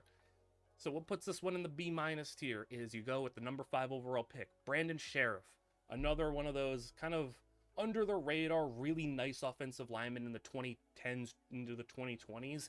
He played his career 7 years in Washington, 3 in Jacksonville. He played his best football in Washington. So this is actually a rare instance in which a player didn't leave Washington to immediately become much better on his next team. He played his best in Washington and peaked as an all-pro first teamer at 29 years old, was a great player in a 6-year span, made 5 Pro Bowls, and was just every bit worth, a top 5 pick. Was really good. Washington for a time had a really good offensive line. They had some good offensive line players, come in at one point. You drafted Morgan Moses the year before, Brandon Sheriff this year. You go further back, there's going to be a Hall of Fame level offensive lineman we talk about in a little bit, but that's a really good start to your draft. And then you actually hit in the second round too. You go and get Preston Smith, who, the reason you don't get more credit for this is because most of his career was played more so in Green Bay, where he also peaked in Green Bay with his 12-sack season, has 71 career sacks. In Washington, he was more so kind of an ascending player. 8 sacks was where he got multiple times in his career. But, once he hit, his late 20s, got into his prime, and Green Bay was the one to give him the contract and kind of get the benefits of that. He wasn't a full-on, Pro Bowl elite edge rusher, but more so a very nice complimentary number 2. Still, though, a good pick for the 4 years that you had him. And then kind of a sentimental pick here in the 4th round. Still, for a 4th rounder, a good pick. So it's not like I'm just kind of biasing this one. Jamison Crowder. I love Jamison Crowder. He was one of those kind of bright spot players where everyone has, their favorite, mid player on their favorite team. Everyone's got that one player that, hey, he's not a star, he's not anything crazy, but he is your favorite mid. Jamison Crowder was my favorite mid player in Washington, and even that may be doing a disservice because he was a legitimately really good slot receiver in his year 2, year 3, even first year in New York as well. He never had 1,000 yards, but to get 600, 800, 700, 800, 700 yards, for a 5 to 6 year span, he was a legitimately viable, maybe low-end number 2, high-end number 3 receiver, could return kicks. He was a fine player. He ended up with just shy of 5,000 career receiving yards, and that's for a 4th round pick. You'll take that. That's a really good 4th round pick. The rest of the players in this class, nothing crazy other than the fact that you got a center who started a couple of seasons in Kansas City, but not in Washington, so you don't really get much credit there. So again, though, first 2 picks you hit, and then Jamison Crowder is a nice little bonus. Really closing in on the top 10, and there's still a draft class that hasn't popped up that I know I'm gonna get into an explanation for, but we go all the way back to 1969, where, you guessed it, Washington didn't have a 1st round pick. They had a 2nd and a 3rd, though. The 2nd and the 3rd were both completely irrelevant. That's not why we're hyping up this class. We're hyping it up because in the 6th round, you start off with Harold McLinton, who was a 10-year starter at linebacker, all in Washington. 104 career games, had some injuries, kind of pop up, but ultimately to get a 10-year starting linebacker late in the draft, you'll take that. That's not what Larry Brown at running back is where we head. And yeah, I mean, you go and draft an MVP player, of course you're going to get a lot of credit here for that. The only thing that kind of docks it is because you say oh, you got an MVP, that's obviously should be even higher, but after winning the MVP, he kind of just didn't really do much ever again. It was just kind of a random great year. He had another good year beforehand. Let me take you through it. 800 yards as a rookie, made all pro in his next year, 1,100 yards, Pro Bowler, 900 yards, Pro Bowler, and then 1972 goes out and runs for 1,200 yards, a total of just shy of 1,700 from scrimmage, and 12 touchdowns altogether to win an MVP. That is sick. He won an MVP. He was good for that season. And then the next year, he never made a Pro Bowl again, never made an All-Pro, and was out of the league a little while after.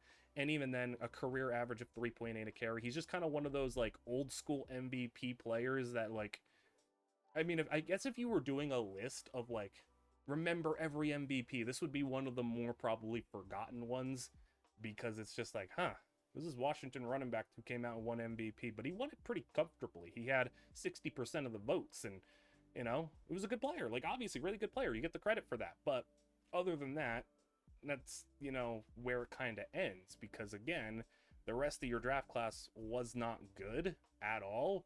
Your two top picks, you whiffed them hard. Like, both your second and third round picks never played. Your fifth round pick never played. Your first three picks never played for you. And then your sixth rounder was good. And then your eighth round pick, the running back, was good. But the rest of your picks, only one other of the only one other of the two that I mentioned even made the team. The rest, gone. So we're going to get to the controversial section. This next two, I think, is going to be where we have a bit of a discussion here. Up next, I go with the 2019 draft.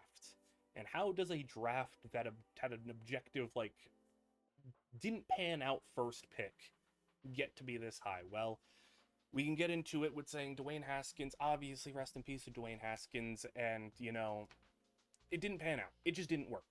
That's unfortunate. I wasn't crazy about the pick when it was made, and, you know, it wasn't a quarterback class that was really all that inspiring. I mean, Daniel Jones was the next QB taken up higher on the board, so it was like,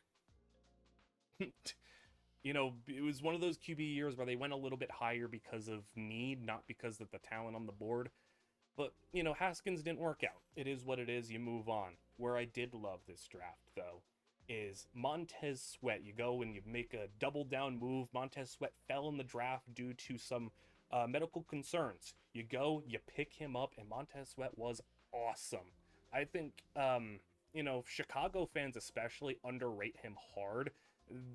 The thing with Montez Sweat is he, in Washington, turned into one of the best run-stopping DNs in the league. You know, you have a league full of great pass-rushing edge rushers, and Montez Sweat was one of the few who could be a great run stopper while also being able to give you double-digit sacks. His best year being 12 sacks, where he not only led Washington, but he led Chicago in 2023. He was two different teams' leading sack guy in 2023, but he was really good in Washington. Like I said, one of the best run-stopping edges. I think Bears fans really underrate just how good he is, just because he's not like a dominant game-wrecking edge, but he's a really nice player, and to go and get that in the first round, it's really unfortunate that you traded him away, because I didn't like that Washington traded both Montez Sweat and Chase Young back-to-back away. Like, I would have liked to keep somebody. It's like you decimated your edge rush room, and look how it's fared for Washington as of late. That's why you had to go and spend $100 million on Odafe Oweh, which I don't love that contract, but you had to go and get edges somewhere. You paid for Dorrance Armstrong 2 years ago. You paid for K'Lavon Chaisson. All that was to supplement the fact that you lost Montez Sweat because he was a really good player. But Montez Sweat wasn't the reason that this draft class is this high. You go and you find an absolute gem. And there's one player that has gotten me through a lot of sadness for Washington, especially going into the 2020s. That is Terry McLaurin. That is a guy who is the epitome of so many teams, I think, that, you know, have had bad QB histories, look at a receiver that they've had and said, man, if this dude just had a quarterback, it might be a little bit different. I know right now, especially Justin Jefferson's having his career, you know, his reputation torn into the mud just because of the fact that JJ McCarthy exists. People acting like Justin Jefferson still isn't in the conversation for the best receiver in the league just because his stats are a little bit down. We've seen guys like DeAndre Hopkins in his career. Look at the cast of quarterbacks that dude got to play with. We've seen it happen before where so many great receivers who are very clearly so talented get stuck with just straight garbage at quarterback, and it's really unfortunate. And despite that, Terry, in his first 6 years, was an 1,000-yard receiver 5 of the times. The only time he didn't get it was in his rookie season, in which he had 920 yards and 7 touchdowns, and he missed a couple of games. He has been a perennial 1,000-yard receiver. He has been somebody who the numbers, if you look at them, say, well, he's a good receiver, but, like, not crazy. But there's a reason why in 2022, 2023, 2024, Washington fans have been trying to put him into top 10 conversations because it wasn't unwarranted. He's become maybe oddly in his career because he came in as a deep threat special teamer as well. It's weird that you kind of stumbled backwards into this pick because he was originally brought in to be more of a special team guy, and then he was plucked off the special teams because he inexplicably was just the best receiver on the field day one, and I fell in love with him in that Eagles game where he's catching a deep bomb from Case Keenum, and it's like, okay, we have something here. He ends up becoming one of the best receivers in team history. He ends up becoming a player where it's just like every single year you're thinking, man, Washington should just trade him to a quarterback that would actually get him something. And it was maybe a little late, but at age 29, he finally got Jayden Daniels. And what happens? He immediately makes an all-pro team. He immediately is an all-pro second teamer, 13 touchdowns, one of the more productive receiving seasons in Washington history. So it was a very validating thing. It's like, he got a quarterback and look what happened. Now, this past season, 30 years old, ran into some injuries. Jayden got hurt as well, and it was kind of his worst season in terms of just overall production, but like obviously we're not holding that too hard against him. Injuries just kind of wrecked the year. It's a great pick in the third round. I love Terry so much, and I mean, I just want to at least say, like, if there's any wide receiver in the league over the past 6 years who has deserved to be like a diva wide receiver, to be a guy who demands the ball more, a guy who demands a trade, someone who didn't need to re-sign, Terry was one of those guys. We've seen how receivers behave even when they do get the ball. Star receivers want the ball, and I don't blame them for wanting the ball. I will never hold it against a wide receiver for demanding the ball or wanting to leave to go find a better QB, better offensive situation. But for Terry to stay all these years, sign an extension, get another, bit of like tenure in his time in Washington, to get the big extension and everything, and to willingly stay and want to be here despite garbage after garbage after garbage quarterback pre Jayden Daniels.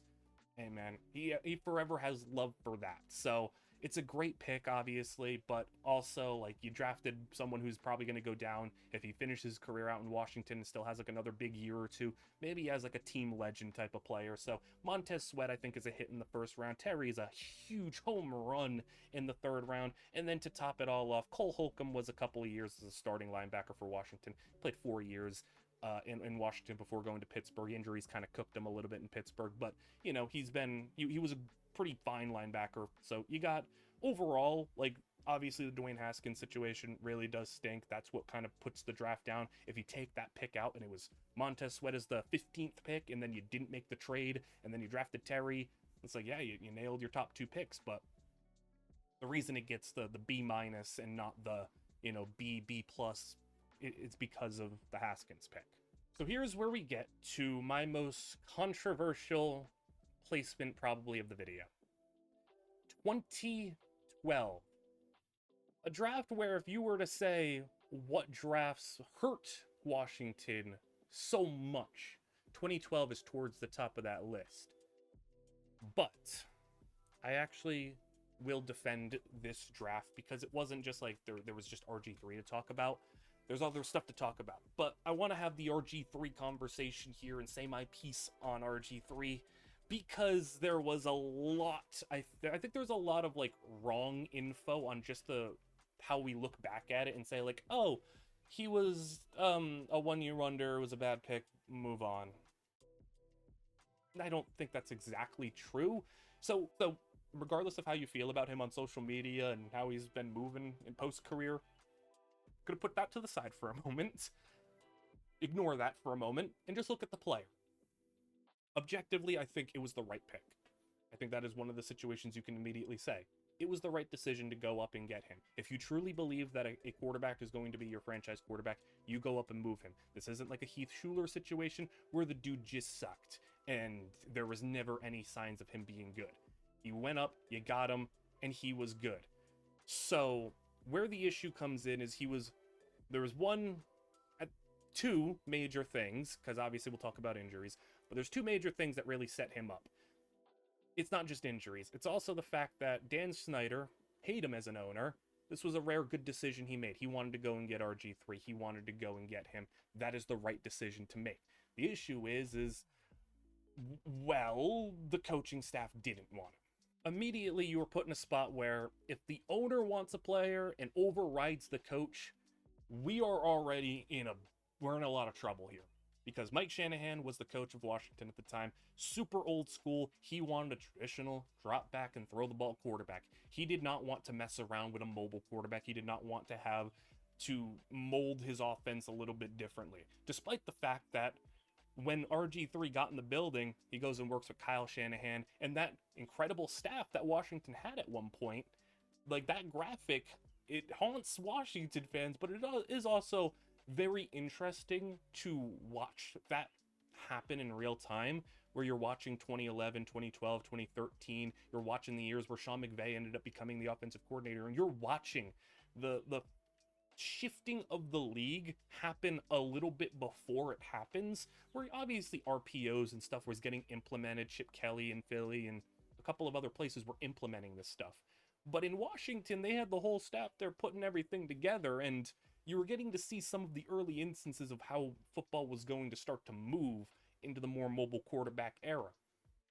We watched it happen in that rookie season. The rookie season was not a fluke. RG3 was not a guy who could just was fast and that's it. He had a good arm, not like insane top level elite arm, but he had a good arm. He had a strong arm, and he could have some accuracy. Like he wasn't, you wouldn't call him super accurate, but I don't think you'd call him horrifically inaccurate. He was just a fine accuracy quarterback who had a strong arm and was an insane athlete. And in that rookie season, it was amazing. You implemented the RPO, you got some stuff going, and he got on the move whenever he extended plays. It looked really good, and he won the Rookie of the Year over Andrew Luck, over Russell Wilson, over his teammate, who we'll talk about in a moment here.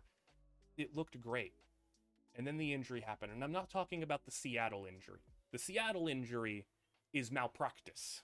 The injury that I remember, I believe it was Haloti Ngata and the Ravens. I know it was the Ravens. I think it was Haloti Ngata who hit him. Go look at that injury. That injury is brutal. And go look at that injury and tell me why in the heck that dude was playing like he only missed a week. He missed one game and then immediately got to be playing the rest of the way, and then the Seattle game happened. There's a reason that nowadays, and I think it's unfair criticism, the person I'm going to use is Lamar Jackson, because it's a good comp for a mobile quarterback. And, you know, RG3 wasn't as good as Lamar as a thrower. Lamar is a great thrower of the football, like legitimately a great arm and good accuracy. But people get so on Lamar for not playing, you know, for certain dings that he gets, because people only will look at, hey, he tore his ACL, he tore his Achilles, he tore his whatever. They'll understand that, oh, that's a season-ending injury. But people don't understand, like, hey, you tweak a hamstring, you get an ankle sprain, a knee sprain, whatever that is, and he's not playing, but he's walking on the sidelines, or he's throwing on the sidelines. Why isn't he playing? It's because that stuff messes you up for re-injury. It is brutal. There was the year where Lamar was out, and, you know, the Cincinnati playoff game, and they're starting Tyler Huntley, and everyone's like, dude, why is Lamar Jackson not playing? Why is Lamar not here? Why is he not in the game late in the season? I think it was against like the Patriots. He got banged up, I think like a rib injury or something, or whatever it was, and he's not in to close that game, and the Ravens season's on the line.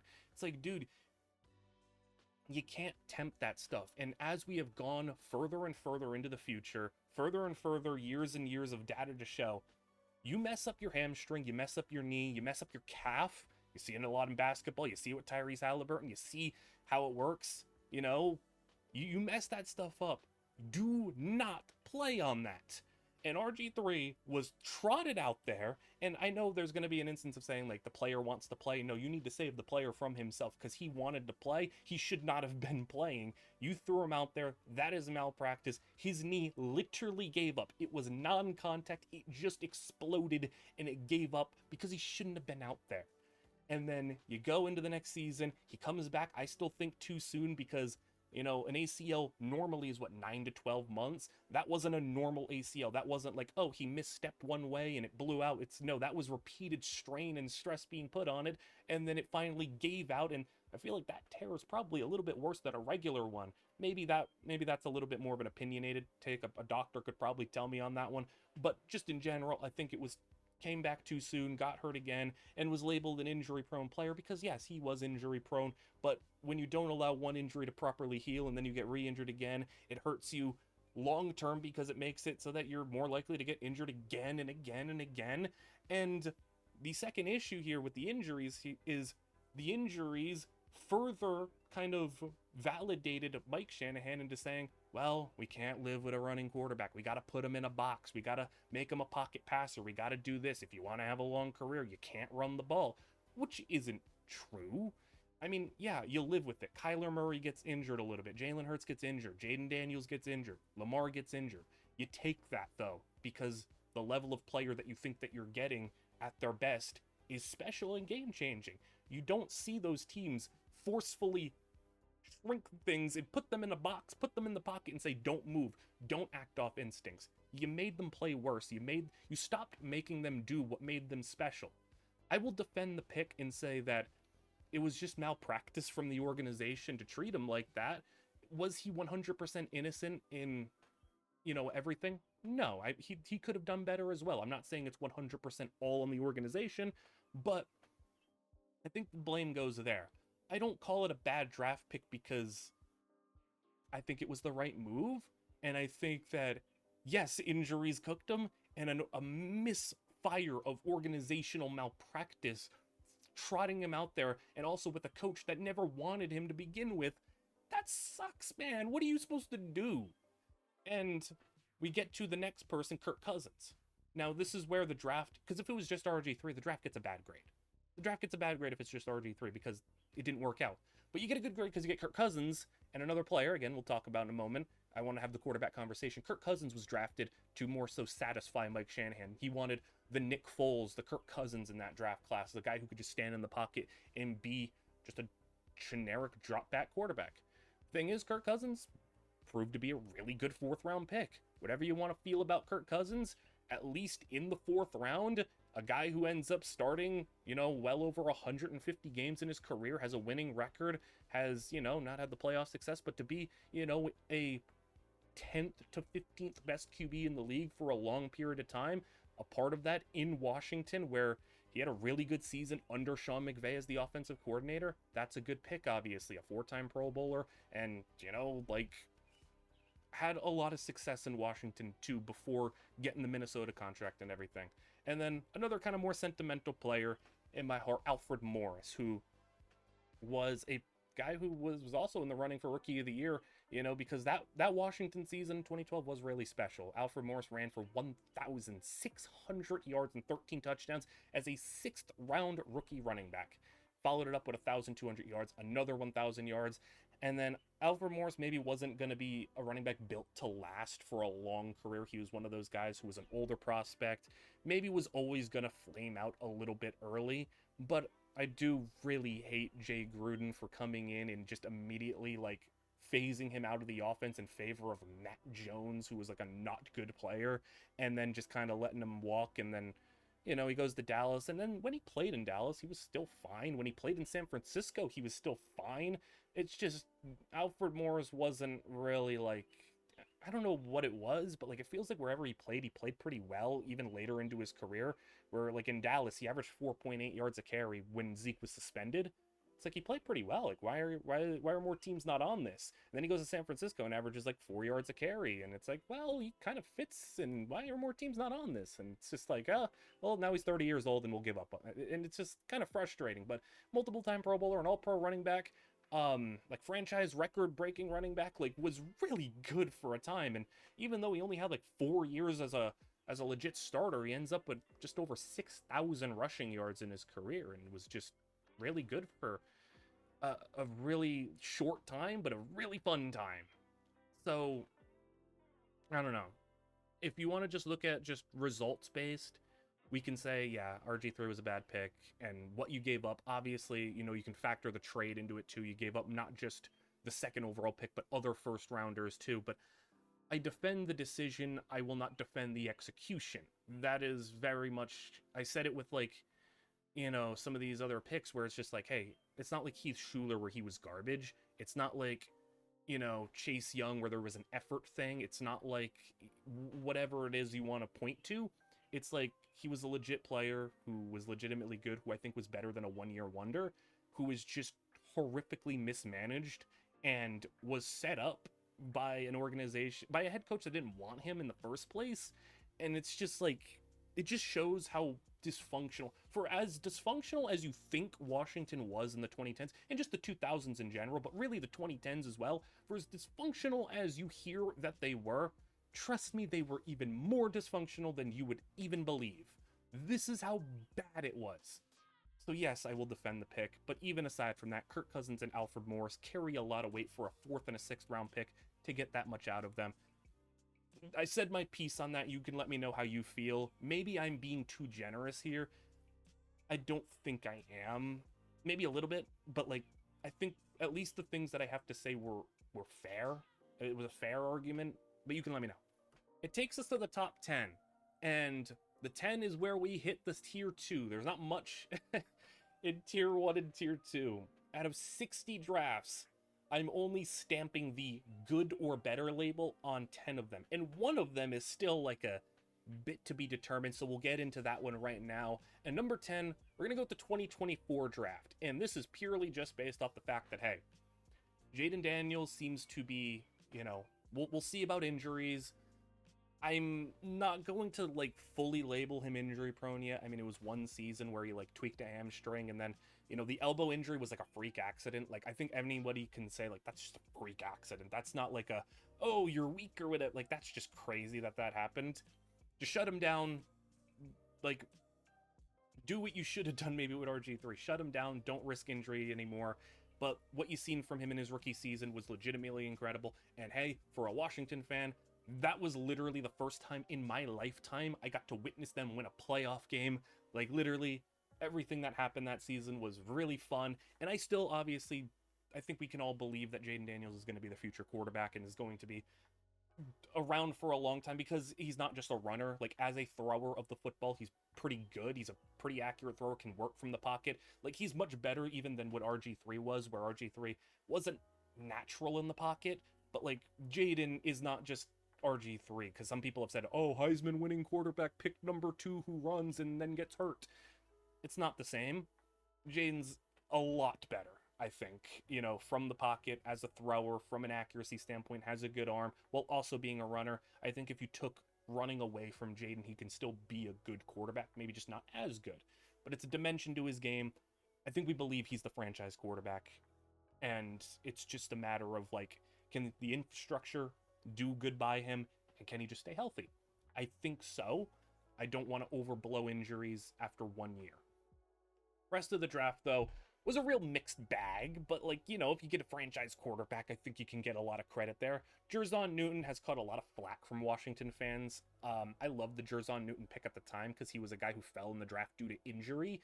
And, I kind of, throw the rookie season out. He started 11 games, but like was still recovering from an injury that made him fall in the draft to begin with. Last year, in his second season, I thought he was much improved, and I thought I seen a lot of flashes that give me a little bit of excitement with him and Daron Payne. You get Odafe Owe if he wants to be good this season, and K'Lavon Chaisson, and, we got that amazing linebacking core. Like, it leaves me to believe that there could be some opportunities for Jerzon Newton to get a breakout season. If I'm predicting somebody in Washington to get a breakout, it'd be him. So maybe that's a little bit more projection-y, but I do think he's a little overhated by Washington fans just because he's not like a superstar yet. But if he becomes nothing, it is what it is. Mikey Sainristil, I said earlier when I was talking about Trey Amos, a real enigma of a player, a guy who gets his hands on the ball a lot, is a starting corner, 2 years, going to be a third straight year as a starting corner. So, like, in that instance, to get that in the second round, at least a multi-year starting corner, that's already pretty decent. I don't know fully what they're doing with him because he was a guy who was drafted as, like, the best potential nickel prospect. Like pure nickel, him and Cooper DeJean were that. And I do mourn the loss of not having Cooper DeJean because Washington literally could have picked him and they traded the pick to Philly, and Philly just picked him, and then Washington traded down and took Mikey Sainristil. So there is a part of that that's like, Mike, you're not Cooper DeJean, who everyone really wanted on their team. Ben Sinnott, I mean, just kind of feels like a bust at this point. I'm not going to fully give up on him because he just hasn't played much, but you take a guy in the second round and in 2 years he's barely played. That's going to hurt. Brandon Coleman in the third round, a fine lineman, started early on, kind of has moved into that like sixth man on the offensive line where he'll fill in wherever he's needed. He can play interior or on the outside, so he's just kind of a nice backup. Luke McCaffrey, whatever you get from him is cool. Jordan McGee, I know some Washington fans really like him, but haven't seen much there. And Javonte Jean-Baptiste in the 7th round is going to be like a fine defensive rotational guy on the edge. But this draft really just is boiled down to, you get Jayden Daniels, who you believe is a franchise quarterback. I still would say Jayden Daniels is a top 10 quarterback in the league after his rookie season, and right now he didn't do anything necessarily to lose it. But You draft a top 10 quarterback, and he immediately catapults you into playoff wins and, gets you excited. And then, you add a starting corner, a starting D tackle, and some rotation guys. Like, I know it's not the perfect draft, but, this one is the only one where it's like you can probably debate if it should be here. The other drafts, though, I would say were legitimately like really good right now because the story is written on those drafts. One such story being the 1980 draft. You're going to see some 1980s here. That's the years we're watching. This is a one-player class, and a lot of these one-player classes fell to the tier below. The reason this one-player class stands above the rest is you may have not hit on your second-round pick. You may have not hit on your sixth-round pick. You didn't have a third and a fourth. You had 2 premium picks in this draft. You spent one of them that whiffed. The other one was a Hall of Famer. So if you want to know what having like one draft pick that gets you a Hall of Famer can maybe carry you weight-wise, carries you pretty far if you draft one. Well, Art Monk, one of the greatest Washington players ever. A lot of people would put him on their like Mount Rushmore of Washington players all time. A first team All-Pro, a multi-time totality All-Pro, multi-time Pro Bowler, 12,000 receiving yards, 68 receiving touchdowns, a Super Bowl champion 3 times over, and just an awesome player. Like, I don't think I need to really go into depth here. It's a sick player, it's a sick pick, and it's a one-player class, but that one player is really dang good. It gets you to the B+ range. And this next draft is like a weird one to grade because like there's many different ways you can think about this draft. 2000.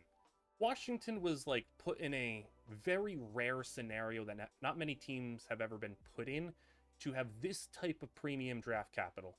They had the number 2 and number 3 overall pick. I mean, we talked about Washington, how many years that they had with no first round pick. This is the year where they had 2. Not only 2, they had 2 at the top. The issue is this wasn't a crazy draft class. The first overall pick was Courtney Brown. Peter Warrick was a 4th overall pick.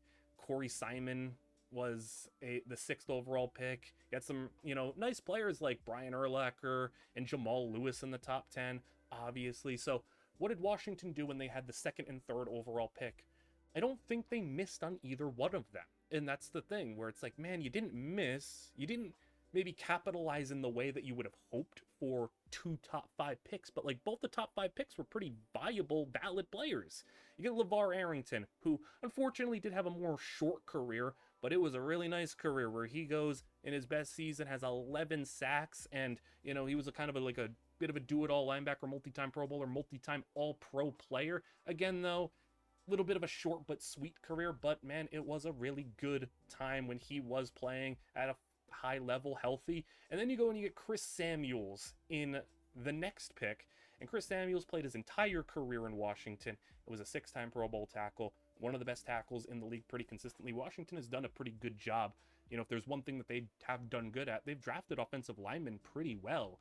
So Chris Samuels is another example of that. And well, you go in the number 2 and number 3 overall pick, you get a cumulative of 9 Pro Bowls and 2 All-Pros between them, and both of them played majority, if not all their careers. Chris Samuel, all of his career. LeVar Arrington, all but like a year or 2 in Washington. So it's weird, like, because it's like when you have the number 2 and 3 overall pick, you maybe think bigger, but it's like you look at the grand scheme of things, it's like they got 2 of the better players in the class. It's just, you think bigger, but like they didn't do bad with them. And the rest of their draft picks, nothing special. It's a weird one to grade because it's like, yeah, you didn't get like a Hall of Famer like Art Monk, but like, is 2 high level All-Pro, Pro Bowl level players better than 1 legendary player? I don't know. Our final entry into the B pluses and the tier 2 is a person that I have kind of brought up like without naming him multiple times, and we go all the way to 2010, where Washington, this is a basically 1 pick draft. The other player that's notable here is Perry Riley, who was a 6-year starter in Washington and was a fine whatever player, but this is an instance in which you drafted one of the greatest players of all time, basically, and it hurts. It hurts when you draft one of the greatest players of all time and then just you don't do enough with him and you don't do right by him. It makes it so frustrating because I think people forget how long Trent Williams was in Washington. I think people like remember Trent Williams and they're like, oh yeah, he's just amazing in San Francisco and he's old now, but like he's had just such a good career. But it's like, dude, he played 9 years in Washington. He still played more years in Washington than he's played in San Francisco. He played in Washington all the way up from 2010 to 2018. And it's not like also he was like fine for Washington and then Mike Shanahan or Kyle Shanahan got him and unlocked him. It's like, no, he was good in Washington. And then, getting an even better scheme and better infrastructure, he became, I would say, in my personal opinion, I think Trent Williams is the greatest run blocking left tackle ever. He's in the conversation for best left tackles ever, but if you want to say, like, obviously the pass blocking is a bit more valuable from your left tackle, sure, I think he is at least in the conversation, but my pick for the greatest run blocking left tackle ever with the way he gets out there in space, the way he moves at his size, it is incredible. And the fact that Washington did him so dirty, like, I don't want Washington fans to, like, hate him for, like, demanding a trade because he didn't want to play in Washington once he hit 30, 31 years old because of some really serious stuff. I don't know if this story is even, like brought up enough. In 2019, he had like a growth in his head and like it was just like a thing that was like not a typical injury. It was like a growth and it was like diagnosed eventually as a form of cancer that he had to obviously go through. Washington's incredible medical staff, home of the RG3 you can play, it's all right, home of the we don't know what we're doing, home of the not giving people the right word on what their cancer is. Washington told him, that's fine, it's all right. He goes and, eventually learns, oh, this could have ruined my life. And of course he didn't want to play. Why would you want to play? Like, even if it was, an accident, obviously, you assume it's an accident, that they didn't withhold that intentionally, but, like, even if it's an accident, obviously, and you have the purest of intent with them, why would you want to play for a medical team that just misdiagnosed a cancerous thing in you? That is so bad. So Washington trades them, and the sad thing is they didn't get nearly as much as they should, because, they didn't have any leverage. Imagine trading one of the greatest left tackles of all time for a third-round pick. Sick. But in San Francisco, he goes and, has been a perennial all-pro, Pro Bowl player, and is still, even as soon as last year at 37 years old, plays all 16 games and makes an all-pro team. He's going to go straight to the Hall of Fame. He is insanely good, but, you still get so much credit for the fact that you got 9 years of an elite tackle. I mean, maybe 8 if you say his, like, first year wasn't elite, but, like, you got a plug-and-play tackle day one who was one of the best tackles in the league. At the bare minimum, when he was in Washington, was a top 5 tackle in the league. You can say even higher. I'll just say safe side top 5.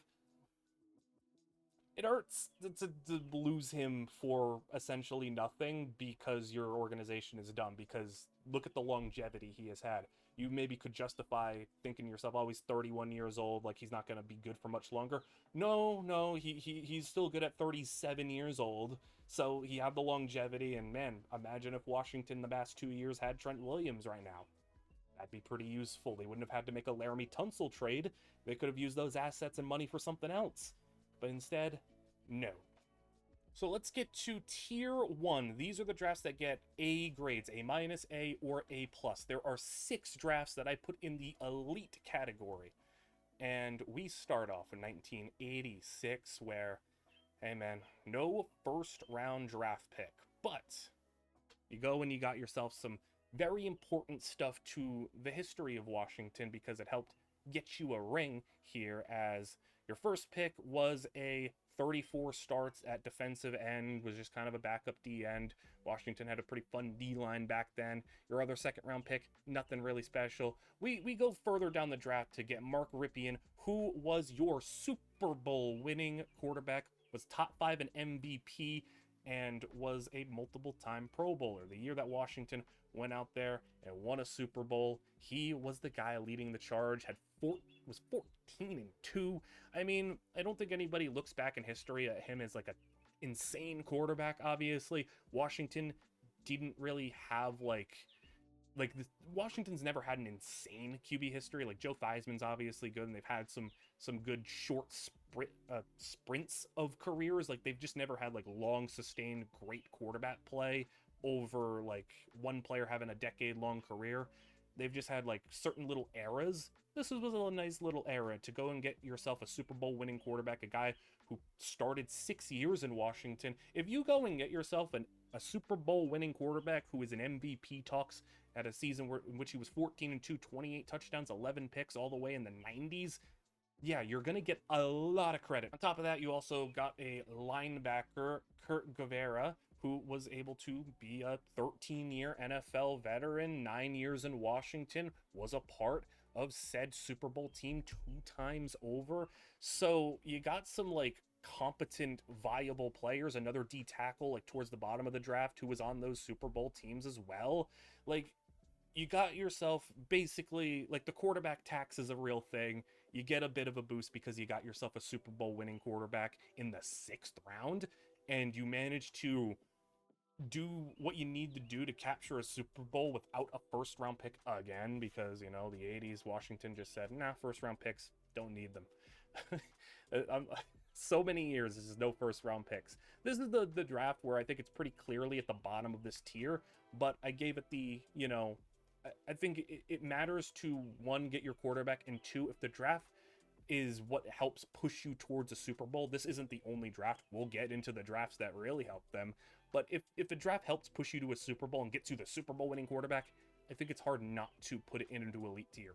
This one is a very weird one. So 1979, we talked about Washington not having a lot of draft capital. Well, 4th round, 7th round, 9th round, 11th round picks. You might be saying, what is so special about this draft class? Well, how do you come into a draft with no top 100 picks, only top 200 picks? Your 4th round selection, Don Warren, a 14-year starter at tight end in the 4th round. Did he put up crazy numbers? No. But to get a 14-year starter who played almost 200 games for your franchise, yeah, that'll do. Won 3 Super Bowls on the team. That is pretty important. Then in the 7th round, you go and you get Rich Millot, who goes and wins 2 Super Bowls with your team. 91 starts over a 9-year career in the 7th round. Yeah, you'll take that. And then in the 11th round, Monty Coleman, who goes and plays 16 years in Washington, has over 1,000 tackles, and has 3 rings on top of that. Did they draft? This is a draft where, like, did they draft Pro Bowlers? No. Did they draft Hall of Famers? No. Did they draft anybody individually that is special? But no, you may not have that. But if you go and you draft over 500 contributed games between a 4th, a 7th, a 9th, and an 11th round pick, that is elite drafting in the 70s and 80s to go and get that much value from that little. Like, that is the epitome of what do you do with what you have? They literally did the most of what they had. They had nothing, and they got so much viable starting play. These next 2 drafts are both going to receive the A grade from me, and they both are very similar drafts because they both revolve around one very special defensive back. 1999, Washington goes and selects one of their rare Hall of Fame players. They go and select Champ Bailey, one of the 5 greatest cornerbacks of all time. The only real issue here is they traded Champ Bailey, which is still crazy to think about that trade. It's such a wild trade. They go and have Champ Bailey for 5 years, and it's not like, oh, he broke out in Denver. He was better, his best in Denver at the prime of his career, but in Washington, he was still an all-pro, Pro Bowl level player. He was 2nd Defensive Rookie of the Year, 4 straight Pro Bowls, 2 All-Pros in Washington. He was a great player in Washington at 25 years old. You didn't need to do this. They go and trade him, though, for Clinton Portis, which is really weird because it's like Clinton Portis was like a really good player, but he also probably played his maybe best in Denver, but he played the most in Washington and was like one of the more loved Washington players of the 2000s. But it's like, man, you traded one of the best cornerbacks of all time for a great running back, a 10,000 yard total running back, but it's like you managed to trade for a great player and still kind of lost the trade. But again, you draft the Champ Bailey, you get a lot from that. because you still at least got a number of years from him. And what puts the draft into the top tier is because you also got John Jensen, who ends up being a 10-year tackle and starts 125 games, was an all-pro second teamer in 2005, once again contributing to the fact that Washington had a really nice offensive line. They had, him, John Jensen, we talked about Chris Samuels, Derek Dockery. Like, Washington was always able to put together nice offensive lines. And then the 2010s, you had Morgan Moses, Trent Williams, Brandon Sheriff. Like, Washington's been able to put together good offensive lines in the 2000s and 2010s, just haven't been able to do much with it. But it's really depressing that one of the greatest players of all time that you drafted, you traded. So that's why it gets the number 4 spot. And the number 3 spot, even though Champ Bailey is overall, we know what his career turned out to be, a better player. You got 5 years from him. Next, we talk about the 2004 draft.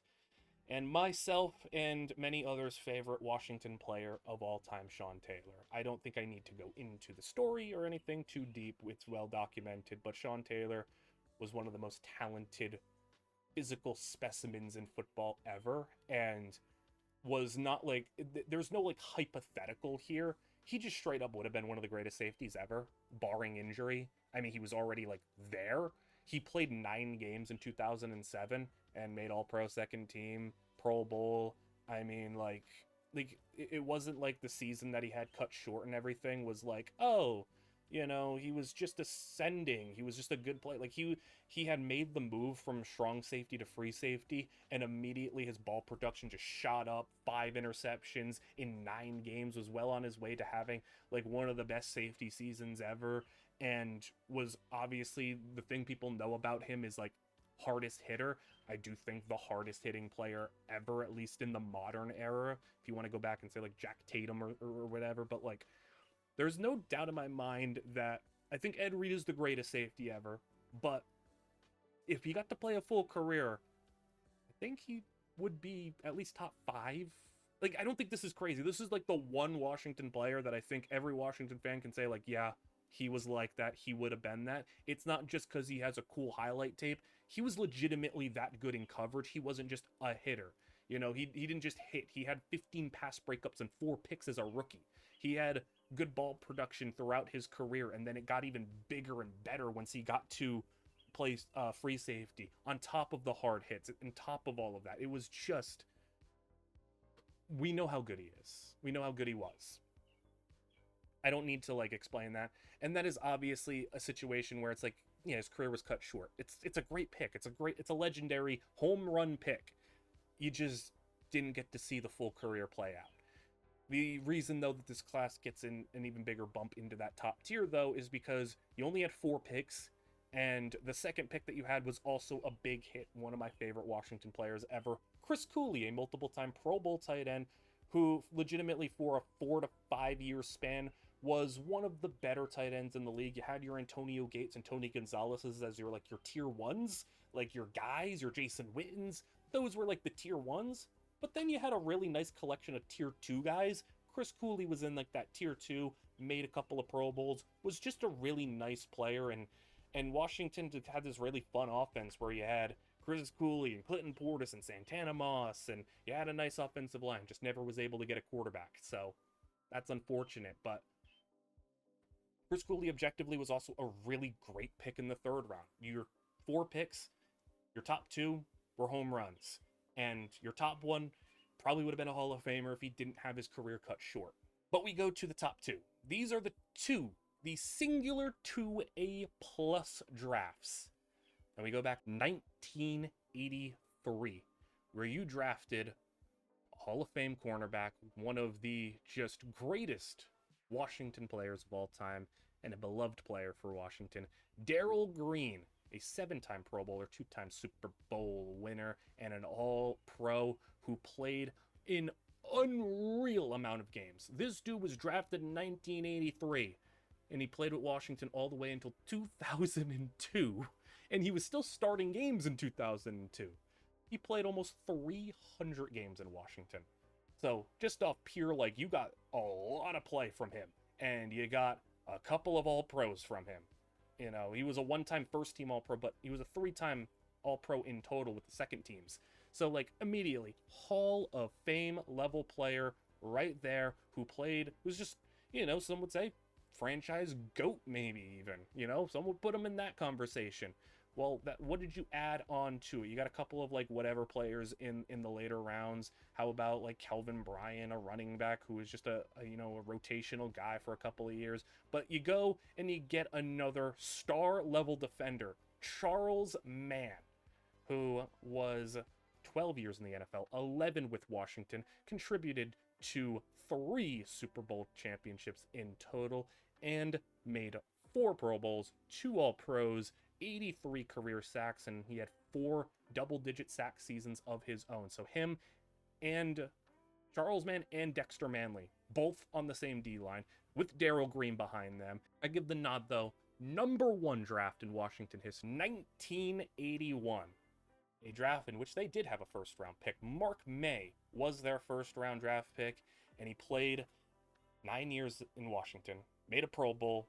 And the funny thing is he was like a legitimately really nice guard who was on that fringe Pro Bowl level and was a big contributor into what Washington was able to do in the 80s, won 2 Super Bowls, and he wasn't even the best guard they took, because at their very next pick, they took a Hall of Fame Russ Grimm guard who made multiple All-Pros, had a 4-year span in which he was an All-Pro, first team 3 times and a second team All-Pro, and helped contribute to all of the Washington Super Bowl victories, played his entire career in Washington. 11 years, you literally came out of your draft immediately and said, boom, guard 1, guard 2, left and right side, locked up for a decade. And not only that, as if that was not enough, you go and you select an incredible player as well in Dexter Manley, who at his absolute best was an all-pro first-team defensive end with over 100 career sacks, peaking in 1986 where he had 18.5 sacks, and once again helped contribute to multiple Super Bowl championships. Was legitimately, this is a great draft, 4 straight double-digit sack seasons, and was just an incredible player. You go out there and you solidify the trenches. That was what Washington did in the 80s. They had the trenches. They had that stuff on lock. It is incredible that Mark May and Russ Grimm were both at Pitt. Both the guards that they drafted were both Pitt's guards. And they said, you know what, we'll take Pittsburgh, their starting offensive line, and we'll just make it our starting offensive line. And then on the other side, we'll just go and grab one of the better pass rushers of the 80s. And as if that wasn't enough too, how about Charlie Brown? Yeah, his name is Charlie Brown. He goes out there and has 1,200 yards in 1983, makes 2 Pro Bowls in his career. So another player to just add to the list. This is an A-plus draft. And like, you had some other players that kind of contributed well, like, on a backup level. But I mean, just in what I said, the first 3 players, starting guard for a decade, Hall of Fame guard for a decade, high level, like, not Hall of Fame in Dexter Manley, but Hall of Very Good in Dexter Manley. And, there's probably some Washington fans out there who say he should be in the Hall of Fame. But, yeah, it's an A-plus draft. Let me know what you all thought of this video. I know there's going to be stuff that people disagree with, people that agree with some of the things that I say. I tried to provide, a mix of, like, run through the stuff to give you the info, but a little bit of context behind some of my thoughts, especially on the stuff that existed in my lifetime. But let me know what you all thought. If you want me to do this for all the teams, I would love for this video to be, well received and get a lot of support. And I'd do it for all 32 teams. I'd be down. It's just a matter of if you show the, love for the video with a like, comment, subscribe. All that stuff is super helpful. And I will see you guys all in the next one.